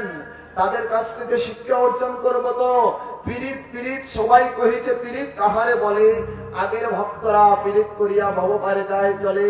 কেহ কেহ দেখো পীড়িত করিয়া অনলে পুরিয়া মরে, কেহ কেহ দেখো পীড়িত করিয়া অনুরাগে তনুগারে। বাস্তব জগতে পীড়িত করিছে, পীড়িত পীড়িতি নয়। পীড়িত করিলে থাকে না তাহার ওই পীড়িতের ভয়। চণ্ডীদাস বলে, পীড়িত করিলে ওই পীড়িত ভুলিয়া যাবে, সময় থাকতে পীড়িত করিলে আমার গোবিন্দের চরণ পাবে। অপ্রাকৃত প্রেম যে শুধুমাত্র 12 বৎসর বর্ষিবে। প্রেম কাকে বলে দেখুন, প্রেমটা একটু শিখে। আমরা যা করছি ওটাকে প্রেম? সারা দিন রাত কানের মধ্যে টেলিফোন, হেডফোন, হেড মানে মাথা, মাথার মধ্যে একটা ফোন লাগিয়ে একদম কান বম বম, মা ডাকছে, হ্যাঁ আমার কথাই তো শেষ হচ্ছে না, চেটিং শেষ হচ্ছে না, ফিটিং শেষ হচ্ছে না, আমি আসবো কি করে? তরকারি ভাত ইত্যাদি ঠান্ডা হয়ে যায়। কিরে তোর কি শেষ না? বলে না, একটু বাকি আছে। এগুলো প্রেম নয়। প্রেম কাকে বলে জানেন? দেখুন চণ্ডীদাস মহাজন, কিন্তু এর থেকে মহাজন আর কি হতে পারে? এর থেকে উদাহরণ আর কি হতে পারে? তুলসীদাস মহাজন, তাদের জীবনী যদি জানি, জীবনী থেকে আমরা শিক্ষা অর্জন করব তো। এই জন্যই এগুলো জানা। এগুলো জেনে আপনাদের আনন্দ দেওয়ার মুখ্য বিষয় নয়, শিক্ষা অর্জন করা হচ্ছে মুখ্য বিষয়। 12 বৎসর ধরে বর্ষি বাইছেন শুধুমাত্র রজকিনী। ওই জলে, ওই নদীর জলে শুধুমাত্র কি নেন? প্রতিদিন ঘুম থেকে উঠে তিনি জল নেন, স্নান করেন। চণ্ডীদাস তাকে দর্শন করার জন্য, দেখার জন্য, এক নজর দেখার জন্য ওই জায়গায় বর্ষি বায়, ওই জায়গায় বর্ষি বায়। রজকিনীও বর্ষি বায়, রজকিনীও বুঝতে পারতো যে চণ্ডীদাস হয়তো এমন ভাবে দাঁড়িয়ে রেখেছে, বুড়োই যেমন হয়ে যাচ্ছে, এত লম্বা দাঁড়িয়ে হয়েছে, বর্ষি বাইছে 12 বছর ধরে বর্ষি বাইছে এক জায়গায় বসে, এক নজর শুধুমাত্র দেখার জন্য বর্ষি বাইছে, বর্ষি বাইছে। 12 বছর পরে রজকিনী বলে উঠলো, কি গো চণ্ডীদাস? ধ্যান দেই কি বলছে, কি গো চণ্ডীদাস, মাছ কি ধরা দিল? বলছে না, শুধু টুকটা দিল। ওই যে কথা বললে একবার 12 বৎসরে। প্রেম কাকে বলে দেখুন, এগুলো জানা প্রয়োজন। তুলসীদাস সারা জীবন তিনি ভগবানের চরণে অর্পণ করেছেন, ভগবানের চরণে অর্পণ করেছেন। একদিন তুলসীদাস, নাম ছিল না তার তুলসীদাস। ধ্যান দেই আমরা, যে তার মনে বিবাহ বাসনা জাগলো যে আমি বিবাহ করতে চাই, বিবাহ করতে চাই। তিনি বিবাহ করলেন। এমন এক রূপবতী রাজকন্যাকে তিনি বিবাহ করলেন, ঘরে নিয়ে আসলেন, কিন্তু কখনো বাবার বাড়িতে পাঠায় না। খুব ধ্যান দিয়ে শুনুন মায়েরা, বাবারও শুনুন, এগুলো আপনাদের দরকার, খুব বেশি দরকার।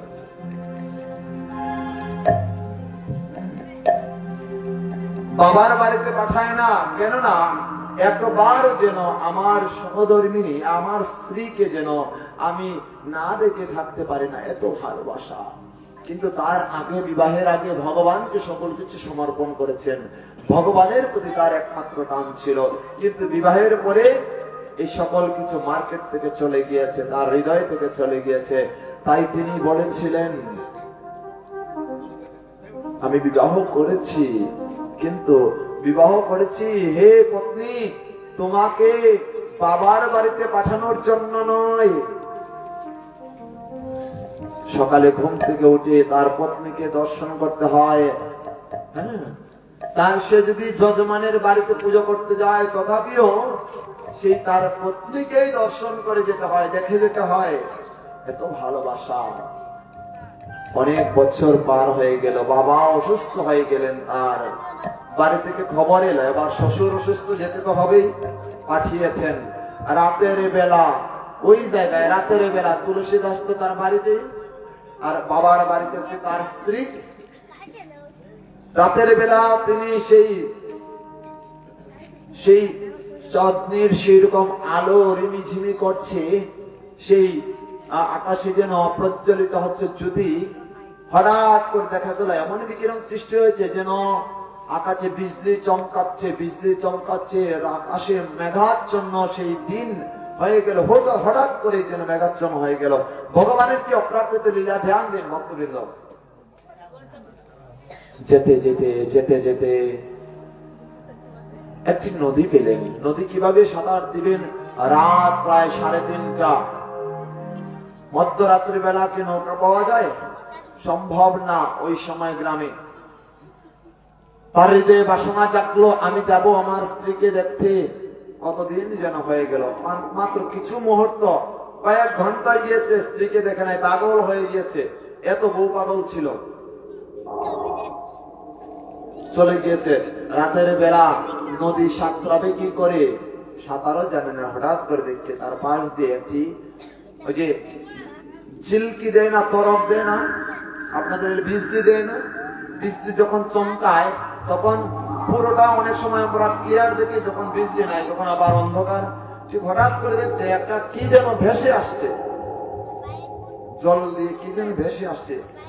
সে ধীরে ধীরে হাঁটু পর্যন্ত নেমে ওই জিনিসটাকে ধরে কোনোভাবে সাঁতরিয়ে ওই পারে গেল। ওই পারে যখন গিয়েছে, ভালোবাসা কাকে বলে খেয়াল করেনি, মনে করেছে কলা গাছ, খেয়াল করেনি। পরে দেখছে ওইটা তো মৃত মানুষের লাশ।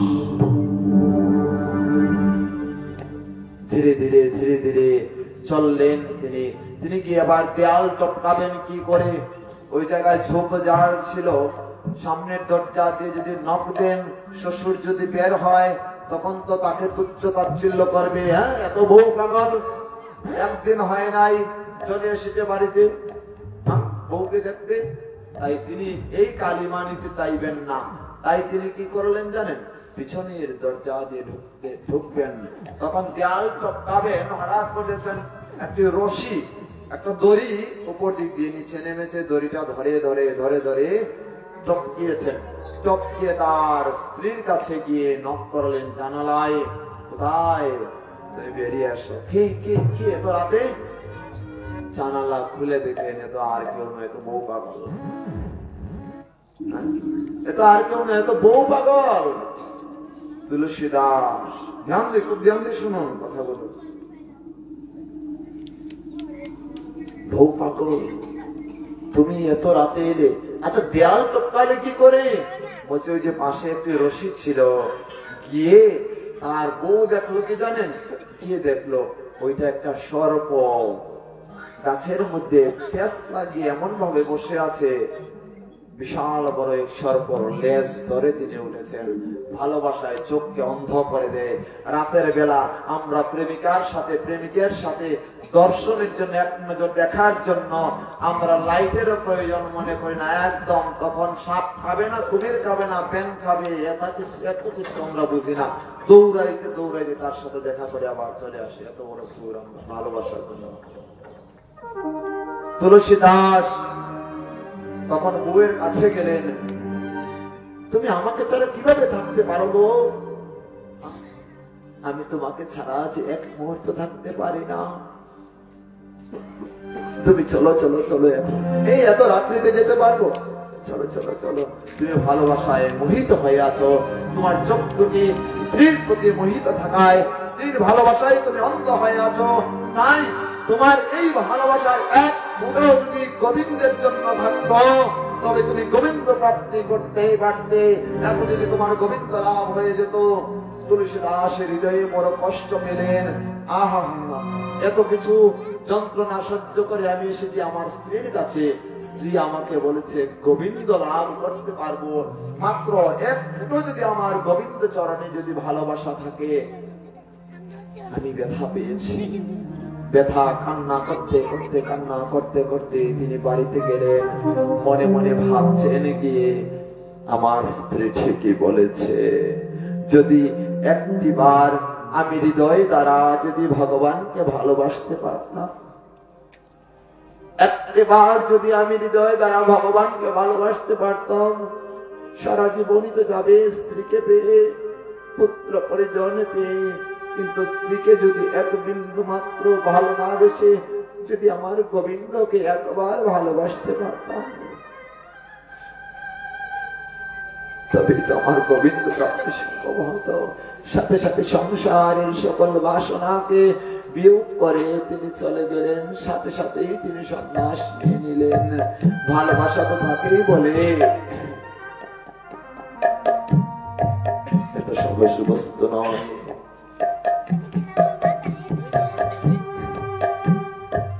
তাই ভক্তবৃন্দ, ভালোবাসাটা গোবিন্দের চরণে অর্পণ করুন। কেউ যদি ভক্ত হয় এই জগৎ সংসারে, তিলক পরিধান করে, তাকে নিয়ে ঠাট্টা করবেন কেনই বা? তার মানে আপনি নিজে করছেন না, বিদায় তো তাকে নিয়ে ঠাট্টা করছেন। তিলক মালাকে ফাইজলামের জিনিস। কেউ হরিনাম করছে জপমালায়, আপনি মনে মনে সিদ্ধান্ত নিন রাধে রাধে। আপনি মনে মনে সিদ্ধান্ত নিন যে সে জপ করছে, আমার অন্তত পক্ষে জপমালায় জপ করা উচিত। আমি আগামীকালই যাব সাধুর কাছে জপমালা নিয়ে কিভাবে জপ করতে হয়। আপনি কি জানেন, একদিন জপ না করলে, একদিন হরিনাম না করলে 3 দিন অনাহারে থেকে তার প্রায়শ্চিত্ত করতে হয়। এবার আমি নিজেকে প্রশ্ন করি, ধ্যান দেই বন্ধুগণ, যুবক বন্ধুদের দৃষ্টি আকর্ষণ করছি। আমার বয়স কত? নিজেকে প্রশ্ন করি। 16, 20, 50। একদিনও হরিনাম তো হয় নাই আমার। এক কাজ করি না, ওই আমার বয়সের সাথে গুণ দেই 3। একদিন যদি না করি তাহলে 3 বার করতে হবে, 3 দিন অনাহারে থাকতে হবে। এবার বয়স যদি 30 হয়, 33 কত হয় দাদা?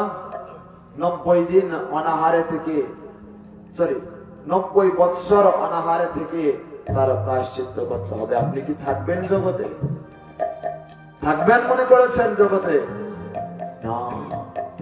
তাই এই যে অনুশোচনাটা, আমার যা গেছে তা গেছে ভাই, যা সেবার আসর সামলাও থাই। আমার জীবন তো চলেই গিয়েছে, হরিনাম একদিনও করলাম না। আমি আজ থেকে ভগবানের কাছে সংকল্প করি, হে ভগবান, আমি তো তোমার জন্য কিছু করতে পারলাম না, অন্তত পক্ষে আজ আমার নিজের জন্য অন্তত পক্ষে হরিনাম করি। আজকাল মাইকে অ্যানাউন্সমেন্ট করে এই হরিনামের আসরে আমাদের অসীম দাদা সহ কতজন এই কমিটি বৃন্দ, গ্রামবাসী সবাই মিলেমিশে কত প্রচারণাই না করলেন, গ্রামে, নিজের গ্রামে, পার্শ্ববর্তী গ্রামে, তথা সব জায়গায় অনলাইনে করেছেন, তো প্রচার তো করেছেন।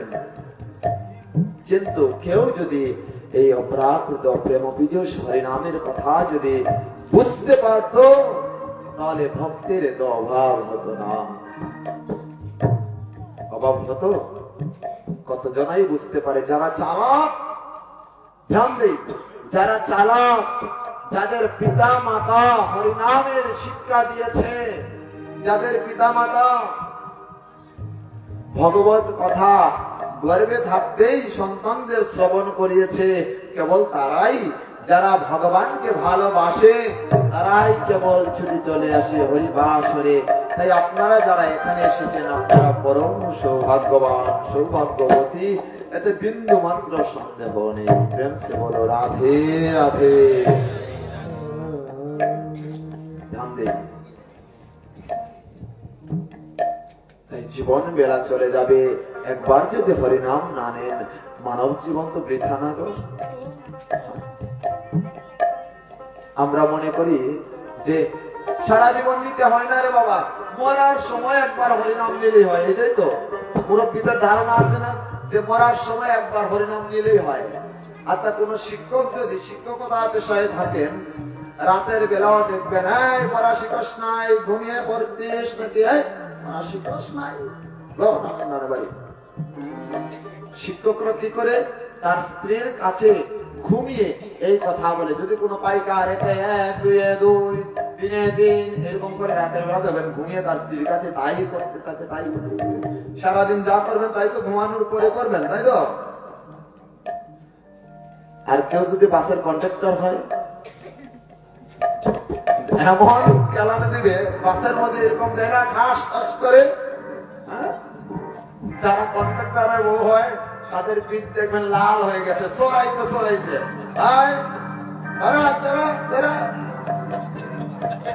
তখন দেখবেন বউয়েরা ঝাড়ু নিয়েও বেড়ায়। সারাদিন তো আমায় সময় দিস নাই, ওই জায়গায় বাসকে সময় দিস, এখন তুই লোক খেলানি। ঘুম থেকে উঠে বলে, আমি কোন জায়গায় রে বাবা। তাই যে কথায় ছিলাম, সারা জীবন যা করবেন, প্রতিদিন যা করবেন, রাতে ঘুমানোর পরে তাই করবেন। আপনি যদি হরিনাম করার অভ্যাস করেন, দেখবেন হুসুর খেয়েছে, নাইক্য আর বলার প্রয়োজন নাই। তখন বলেন, হে জয় রাধে, হরে কৃষ্ণ, রাধে রাধে, হরে কৃষ্ণ, হরি বল। দেখবেন মুখ দ্বারা তা চলে আসছে। মানুষ অভ্যাসের দাস, যদি বলি খেলো পিতাশী মায়ায় তারে, তবে আবদ দিল। তাই ভক্তবৃন্দ খুব ধ্যান দিয়ে শুনুন। তাই হরিনাম শ্রবণ করতে হবে, আপনি করতে হবে, এবং জপমালায় জপ করতে হবে। আচ্ছা, কেন জপমালায় করবেন? এই থলির মধ্যে কি আছে? টাকা পয়সা, ধন দৌলত না। এই থলির মধ্যে যে জপমালাটা রয়েছে, 108টি গুটি রয়েছে। আর অনেক মহিমা, এটা বলছি না, জাস্ট এতটুকুই জেনে নিন। এই থলির মাঝে একজন বৈষ্ণবের, একজন মানবের জীবনে পূর্ণ সম্পদ রয়েছে। তার মধ্যে এই হরিনামের মধ্যে, ওর নামে যে ডুবেছে সেই মজেছে, ওই নামে যে ডুবেছে সেই মজেছে, অন্যের জানা বড় দায়, হরি নামে কি আনন্দ ডুবলে জানা যায়। ও নামে যে ডুবেছে সেই জেনেছে, নামে যে ডুবেছে সেই জেনেছে, অন্যের জানা বড় দায়, হরি নামে কি আনন্দ ডুবলে জানা যায়, হরি নামে কি আনন্দ ডুবলে জানা যায়। সবাই একসাথে গাইব কিন্তু।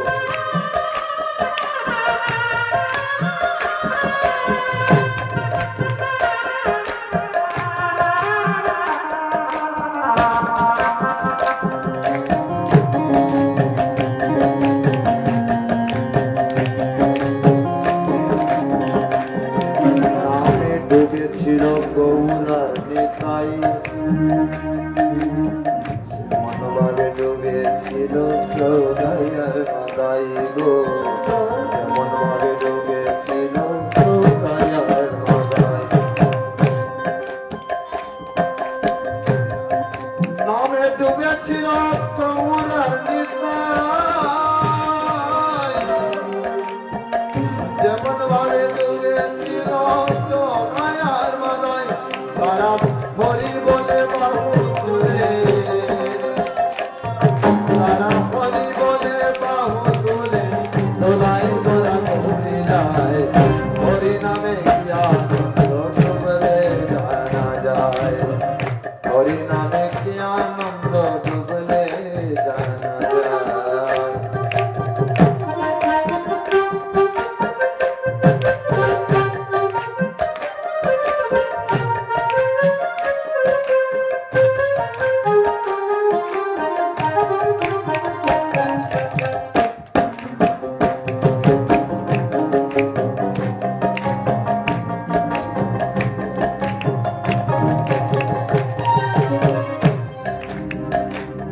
নামে ডুবেছিল স্বরূপ সনাতন কে ছিল তারা একজন ছিলেন হুসেন শাহের কর্মচারী মানে কি একজন প্রধানমন্ত্রী আর একজন অর্থমন্ত্রী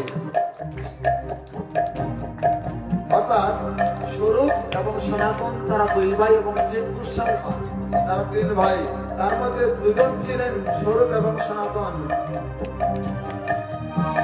তারা একজন হুসেন শাহের আমলে অর্থাৎ মুসলমান আমলেও ওই সময় ক্ষমতার লোভে নয় যোগ্যতার দ্বারা হিন্দু হয়ে একজন অর্থমন্ত্রী ছিলেন একজন প্রধানমন্ত্রী ছিলেন তারা এই প্রধানমন্ত্রী অর্থমন্ত্রিত্ব পরিত্যাগ করে হরিনামে সাকার দিয়ে মহাপ্রভুর চরণে আত্মনিবেদন করেছেন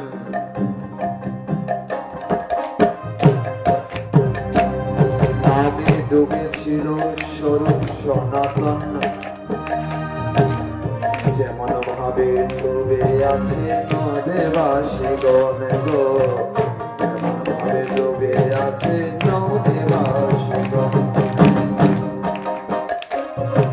নামে ডুবেছিল স্বরূপ সনাতন যেমন ভাবে ডুবে আছে নদেবাসী গণ তারা বিষয় আশ্রয়কে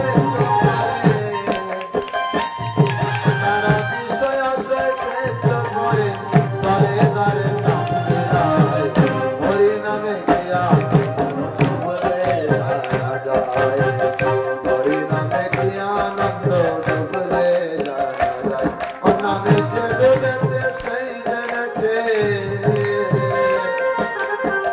যে ডুবেছে সেই জেনেছে অন্যের জানা বড় দায় হরি নামে গিয়া ডুবলে জানা যায় হরি নামে গিয়া আনন্দ ডুবলে জানা যায় হরি নামে গিয়া আনন্দ ডুবলে জানা যায় হরি নামে গিয়া আনন্দ ডুবলে জানা যায়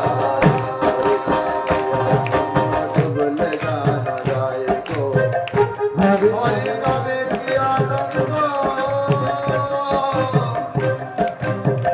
ডুবলে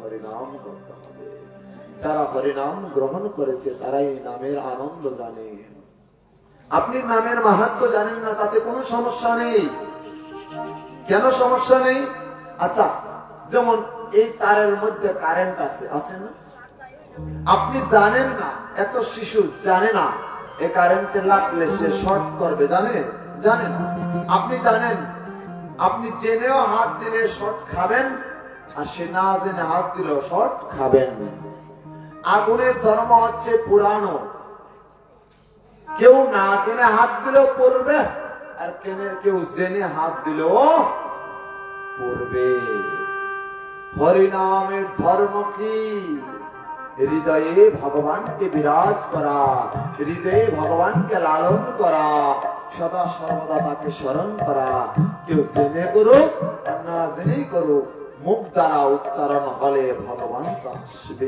আসবে কেননা এই হরি নামে ধ্যান দিয়ে, তাই নাম আর কৃষ্ণ এর মধ্যে কোনো ভেদ নাই। কৃষ্ণ নামে আর কৃষ্ণের মধ্যে কোনো ভেদ নাই। ধ্যান দেই ভক্তগণ। তাই আমাদের কি করতে হবে? সদা সর্বদা হরিনাম নিতে হবে। বাবা আপনারা বলবেন যে বাবা এই হরিনাম কোথায় পাওয়া যায়, কোথায় ছিল? আমরা তো জানি না যে কোন জায়গায় ছিল, কিভাবে করতে হয়। আপনার কোনো কিছু জানার প্রয়োজন নাই। সূচি অসুচি অবস্থায় যে রকম যে কোনো অবস্থায় গীতা পাঠ করা যাবে, যে কোনো অবস্থায় হরিনামও করা যাবে। গীতাকে যেরকম সিংহাসনের একটা পূজা করার দরকার নাই। আপনি গীতাকে টেবিলের মধ্যে নিয়ে আসবেন, পড়ার টেবিলের মধ্যে। ঘুম থেকে উঠে গীতা একটা শ্লোক পাঠ করুন, আর গীতার পূজা শেষ আপনার। সারা জীবন জল তুলসী দিতে দিতে এক পৃষ্ঠে আমরা পানিতে ফেলে দিলাম, ভগবানের অঙ্গহানি হলো, এতে অপরাধী আমাদের বেশি হবে। তাই গীতাকে নিয়ে আসুন। আপনি যে সূচি অবস্থায় অসুচি অবস্থায় কোন বিচার বিবেচনা নাই। আপনার ঘরে কেউ জন্মগ্রহণ করেছে, আপনার ঘরে কেউ মৃত্যুবরণ করেছে, কন্টিনিউ গীতা পাঠ চলবে, বন্ধ হবে না। এটা নিত্য কর্ম। ধ্যান দেই। মায়েদের 5 দিন 7 দিন রজস্বলা অবস্থায় থাকা অবস্থায়ও হরিনাম করা যাবে, গীতা পাঠ করা যাবে, এতে বিন্দু মাত্র সন্দেহ নেই। ধ্যান দিতে হবে কথার মধ্যে। যে কোনো অবস্থায় পাঠ কখনোই বন্ধ করা যাবে না। শ্রীমদ্ ভগবত গীতা, গীতা অবশ্যই পাঠ করা উচিত। এটা আমাদের কর্তব্য, আমরা এটা করব। এর মধ্যে আপনি সারা গীতা আপনি অধ্যয়ন করে দেখুন। এই জায়গায় লেখা আছে সূচি অবস্থায় স্নান করে পড়তে হবে। আছে কোন জায়গায় গীতা? গীতা পুরোটা কারা পড়েছেন? হাত তুলুন। একবার হইলেও পড়েছেন কারা? অনেকেই তো পড়ছেন। আচ্ছা, কখনো কোথাও কোন শ্লোকের পয়ারে দেখেছেন বা কোথাও দেখেছেন যে অসুচি অবস্থায় গীতা পাঠ করা যাবে না? আছে কোন শ্লোকে? বলুন, জুড়ে বলুন, আছে? তাহলে এটা কার মত? মানে আমার মত। আমি একটা মত বানিয়ে দিয়েছি, কেননা আমি তো নিজে সনাতন ধর্ম পালন করি না। আমার মনে মনে যে ধর্ম, অনেকে বলে না, অনেক অনেক কুলাঙ্গার আছে না সমাজে, বলে মনে মনে ধর্ম পালন করলেই তো হয়। ধর্ম কি তোরা তিলক মালা করস? এগুলোকে দেখানো লাগে। দেখানোর জিনিস দেখাবেন, ঘুরে রাখবেন কেন? যেটা ঘুরে রাখার ওইটা ঘুরে রাখবেন, যেটা দেখানোর ওইটা দেখাবেন। বাহ্যিক কর্মের প্রয়োজন আছে। আপনি হৃদয় দ্বারা কাউকে প্রণাম করলেন, তিনি কি জানতে পেরেছেন? বলুন। আমি যে আপনাদের সবাইকে প্রণাম করলাম, আপনি কি জানেন সেটা? আপনারা কি জানেন? জানেন না। কেন? আমি তো হৃদয় দ্বারা করেছি। দেখা দেখি যেটা, ওইটা আমরা বেশি গুরুত্ব দিই। প্রণাম মানে লম্বা হয়ে করতে হয় না, হৃদয় দ্বারা করুন, তবেই মঙ্গল। আপনি দেখা দেখি বললে প্রণাম করলেন আর বললেন শালা মরুক তাড়াতাড়ি, হলো না না না না। তাই আপনার বাহ্য ক্রিয়া তো প্রয়োজন আছেই, আপনার সকল কিছুর প্রয়োজন রয়েছে।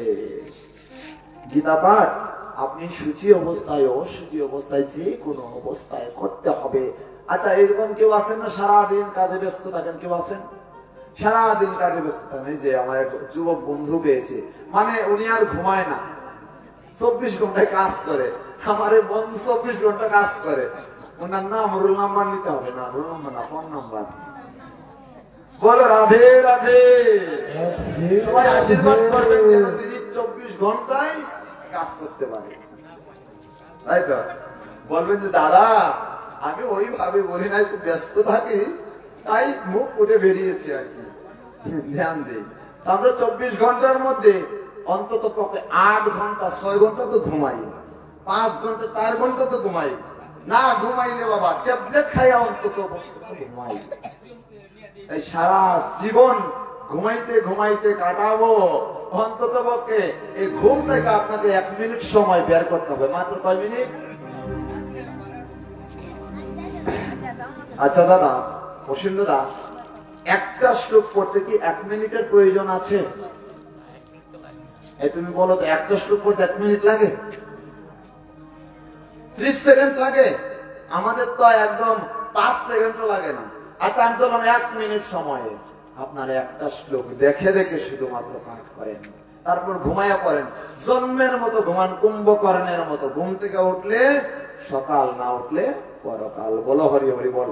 তখনই দেখবেন কত মানুষ ঘুমের মধ্যে মারা যায় না, কপাট লাইগা, ব্রেন স্ট্রোক করে, কত মানুষ কত কিছু নিয়ে ঘুমায়। কিন্তু বাবা অনেকে ট্যাবলেট খাইও ঘুম হয় না, আবার অনেকে ঘুমের ট্যাবলেট না খাইও চিরনিদ্রায় শায়িত হয়ে যায় জন্মের মতো। আপনার ঘুম ভালো হবে, আপনি টেনশন মুক্ত থাকবেন। ধ্যান দিন, খুব ধ্যান দিয়ে শুনুন কথাগুলো, এগুলো নিজের জীবনে উপলব্ধি করুন, কাজে লাগবে। এই ভক্তবৃন্দ, ঘুম আপনার যদি না হয় কি করবেন? এক গ্লাস জল নেবেন। কি নেবেন? এক গ্লাস জলের মধ্যে একটা তুলসী পত্র দিবেন। খুব ধ্যান দিয়ে শুনুন, এগুলো আয়ুর্বেদিক চিকিৎসা দিয়ে দিচ্ছে, মনে করুন এগুলো জীবনের জন্য উত্তম, সারা জীবনের জন্য। এটা আমাদের শাস্ত্রে রয়েছে। এক গ্লাস জল আপনি নেবেন, কিছুক্ষণের মধ্যেই পাটির বিশ্রাম দিয়ে দেব। আগামীকাল কয়টা থেকে প্রবচন শুরু হবে? 7:30 ঘটিকা থেকে।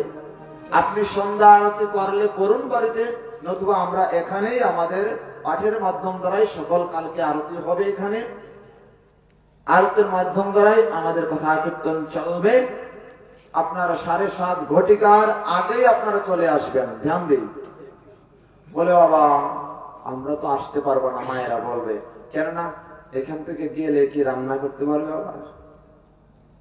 বাবা যদি আবার খেলায় তখন তো সমস্যা। না না, এর আগেই যেহেতু আপনাকে বলেছি আগেই আসার জন্য, তার মানে 7:30 ভিতরে আপনার সকল কিছু কমপ্লিট করে বাবা যদি না আসে পাঠের মধ্যে নিয়ে আসবেন, জোর করে বাচ্চাদের নিয়ে আসবেন। আজকে একটা বাচ্চাও নাই আপনাদের। কেন? ভগবান বাচ্চা দিছে কি? আপনি পুতুল পাইছেন, ওইটাকে ফ্রিজের মধ্যে রাখার জন্য না, আলমারির ভিতরে সাজানোর জন্য। ওইটাকে নিয়ে আসুন হরি কথায়। আপনার বাচ্চা হয়েছে, কে দিয়েছে? আপনি দিয়েছেন। আপনি কি বাচ্চার মালিক? ভগবান দিয়েছে, তার কথা শুনবেন আপনারা। তাকে নিয়ে আসুন, নিয়ে এসে ভাগবত আসনে নিয়ে আসুন, দেখবেন কত মঙ্গল হয়। সেই কথা তাদের কানে যখন পৌঁছাবে, এটা আপনাদের জন্য মঙ্গল। মানে আপনাদের অন্তত পক্ষে মৃত্যুর পূর্ব মুহূর্ত পর্যন্ত আপনার সেবা করবেন। যা সন্তানের কর্তব্য আগামীকাল শুনবো। প্রতি সন্তানের কি কর্তব্য, পিতা মাতার কি কর্তব্য সন্তানের প্রতি, আগামীকাল আমরা এগুলো শুনবো। আগামীকাল শুনবো আমাদের প্রতিদিন নিত্য কি করা উচিত। ভাগবতমের মাধ্যম দ্বারা আজকে শ্রীমদ ভগবত গীতার আলোকে আলোচনা করলাম, আগামীকাল শ্রীমদ ভাগবতমের আলোকে আমরা আলোচনা করব। এক একদিন এক একটা নিয়ে আলোচনা করবো, মাত্র 2 দিন সময়, তো বেশি কিছু দিতেও পারবো না আপনাদের। আগামীকাল বিশাল বিশাল তত্ত্ব নিয়ে আলোচনা হবে। আপনাদের এখানে সংকীর্তনের আয়োজন, এই জায়গায় কলা গাছ কেন দেওয়া হয়, তার মধ্যে ঘটের প্রয়োজন হয় কেন দেওয়া হয়, আম্রপল্লব কেন রয়েছে, এই সকল কথা, দুর্বা কেন দেওয়া হয়, তার উৎপত্তি কোন জায়গা থেকে, এগুলো জানবো। আরো যদি কোনো কিছু জানার প্রয়োজন থাকে আপনারা বলবেন। শুধুমাত্র একটা একটা করে লিস্ট দিবেন, আর শুধুমাত্র ঘর ঘর করে আপনাদের হৃদয়ে যদি কোনো প্রশ্ন থেকে থাকে, ধ্যান দিন, হৃদয়ে যদি কোনো প্রশ্নের জাগরণ হয়, এই প্রশ্নগুলো একটা খাতার মধ্যে অথবা একটা পৃষ্ঠার মধ্যে আপনি লিখে নিয়ে আসবেন। প্রয়াস করব সেই প্রশ্নগুলোর উত্তর আপনাদের দিক মার্গদর্শন করানোর জন্য। খুব ধ্যান দিয়ে শুনুন। স্বাস্থ্য সম্পর্কে জানতে চান, ওষুধ সম্পর্কে কালকে আলোচনা হবে। আমরা সারা জীবন যে ওষুধ পালন করছি, আদৌ কতদিনে ওষুধ পালন করা উচিত, এই বিষয় সম্পর্কে আমরা কালকে বিস্তারিত আলোচনা করব। কালকে একটু সময় বেশি দেওয়ার প্রয়াস করবো, কিন্তু 7:30 মানে আমি এখানে 7:30 থাকবো। কিন্তু আপনারা তার আগেই আসতে হবে। যদি জানার প্রয়োজন মনে করেন আপনার সন্তানকে কিভাবে সেবা করছেন বা সন্তান আপনাকে কিভাবে সেবা করবে, এই বিষয়ে আপনার সন্তান জানবে, আপনি জানবেন। সন্তান আপনার ঘরে লক্ষ্মী কিভাবে বিরাজ করবে। অর্থ সম্পদ নাই, একদম আপনি ফকির হয়ে যাচ্ছেন, দিনে দিনে আপনার অর্থ ফুরিয়ে যাচ্ছে, আপনার ধন হচ্ছে না, কিভাবে আপনি ধন কামাবেন। একজন লক্ষ্মী স্ত্রীর কি কর্তব্য, কি করণীয়, আগামীকাল আমরা সেটা জানবো। ধ্যান দিই। লক্ষ্মীর 2 বোন, অর্থাৎ লক্ষ্মীর কিন্তু 8 জন রয়েছেন। লক্ষ্মী কয়জনা? 8 জন একটু স্ক্রিপ্ট দিচ্ছে শুধুমাত্র, আগামীকাল হবে বিরাট ভাবে। গৃহলক্ষ্মী আমরা লক্ষ্মী জানি মাত্র 2 জন, একজন লক্ষ্মী আর একজন অলক্ষ্মী, এই 2 জন। যদি এদিক সেদিক করে কোন মা, এই অলক্ষ্মীর বাচ্চা গালি দে, ওরে মা তিনিও তো লক্ষ্মী, লক্ষ্মীর বোন। সমুদ্র মন্থন যখন হয়েছিল না অসুর আর দেবতাগণ মিলে, দধি মন্থন যেরকম হয় মাখন বের হয়, ঠিক তদ্রুপই সমুদ্র মন্থন করে লক্ষ্মী অলক্ষ্মী একসাথে উদিত যখন হয়েছিল, 2 বোনকে একজন লক্ষ্মীকে নিয়েছেন দেবতা, দেবতাগণ কিন্তু অলক্ষ্মীকে কেউ নিতে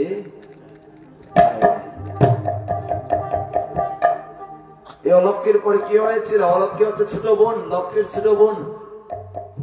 তার কিরকম ডিজাইন ধ্যান দেই, কালকে জানবো কার সাথে বিবাহ হয়েছে তার।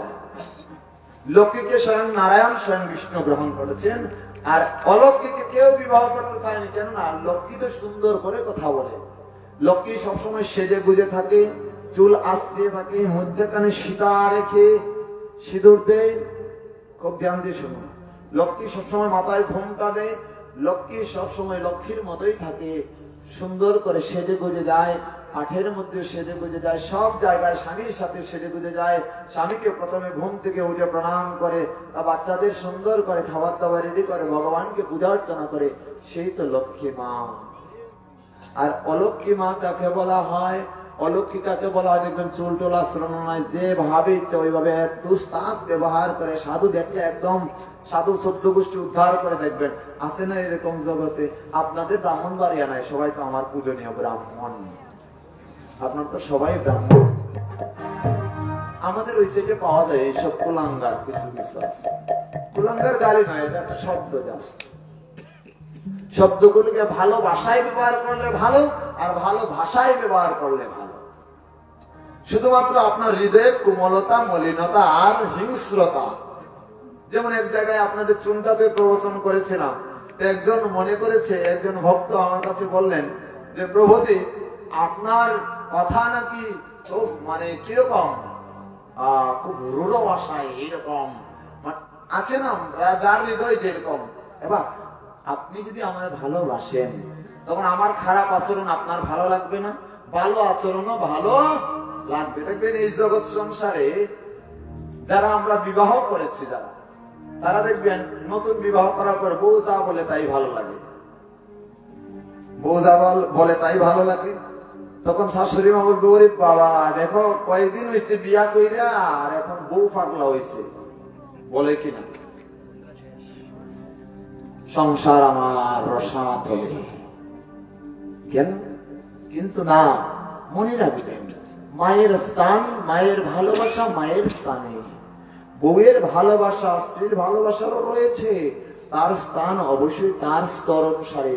মা কখনো স্ত্রীর ভালোবাসা পায় না, আর স্ত্রী কখনো মায়ের ওইরূপ ভালোবাসা পায় না। ভালোবাসার মধ্যে ডিফারেন্ট রয়েছে, ভিন্নতা রয়েছে অনেক। মায়ের সাথে বাৎসল্য প্রেম সন্তানের, আর স্ত্রীর সাথে মধুর প্রেম, দুইটাই কিন্তু আলাদা, দুইটাই আলাদা। কিন্তু শান্ত, দাস্য, সত্য, বাৎসল্য, মধুর, এই 5 প্রকারের যে রয়েছে প্রেম পীযূষ, এগুলো আমরা কালকে জানার প্রয়াস করব। এই ভক্তবৃন্দ আগামীকাল কৃপা করে আপনাদের সন্তানগণ, আপনাদের ভাই বোন যারা রয়েছে সবাইকে নিয়ে আসবেন। কেননা হয়তোবা এই জন্মই হয়তো আমাদের শেষ জন্ম, মানব জন্ম তো আর পাবো না, আমি পাবো না, আপনারা হয়তো পাবেন। আপনাদের সকল ব্রাহ্মণদের চরণ ধরে বলছি, আগামীকাল সবাই আসবেন কৃপা করে, এবং ভক্তদের মানে বাড়াতে হবে। এক কথায় ভক্ত যত বাড়বে তত আনন্দ বেশি হবে, আর ভক্ত যত কম হবে আনন্দ তত কম হবে। চলুন আমরা 2-1টা ভজন শ্রবণ করি, ভজন শ্রবণ করে আজকে পাঠের আমরা বিশ্রাম দিই। আগামীকাল আমি রাতের বেলায় এখান থেকে প্রবচন শেষ করার পরে, রাতের বেলায় প্রবচন করার পরে আমি এখান থেকে রওনা দেব। আগামীকাল শায়েস্তাগঞ্জে গিয়ে প্রয়াস রাত্রি যাপন করে পরশু দিন সকালবেলা আমার কুলাউড়াতে প্রবচন রয়েছে। এই জায়গায় ফুল স্টাফ রয়েছে আমাদের এখানে, তো শুধুমাত্র সব মিলেমিশে সবকিছু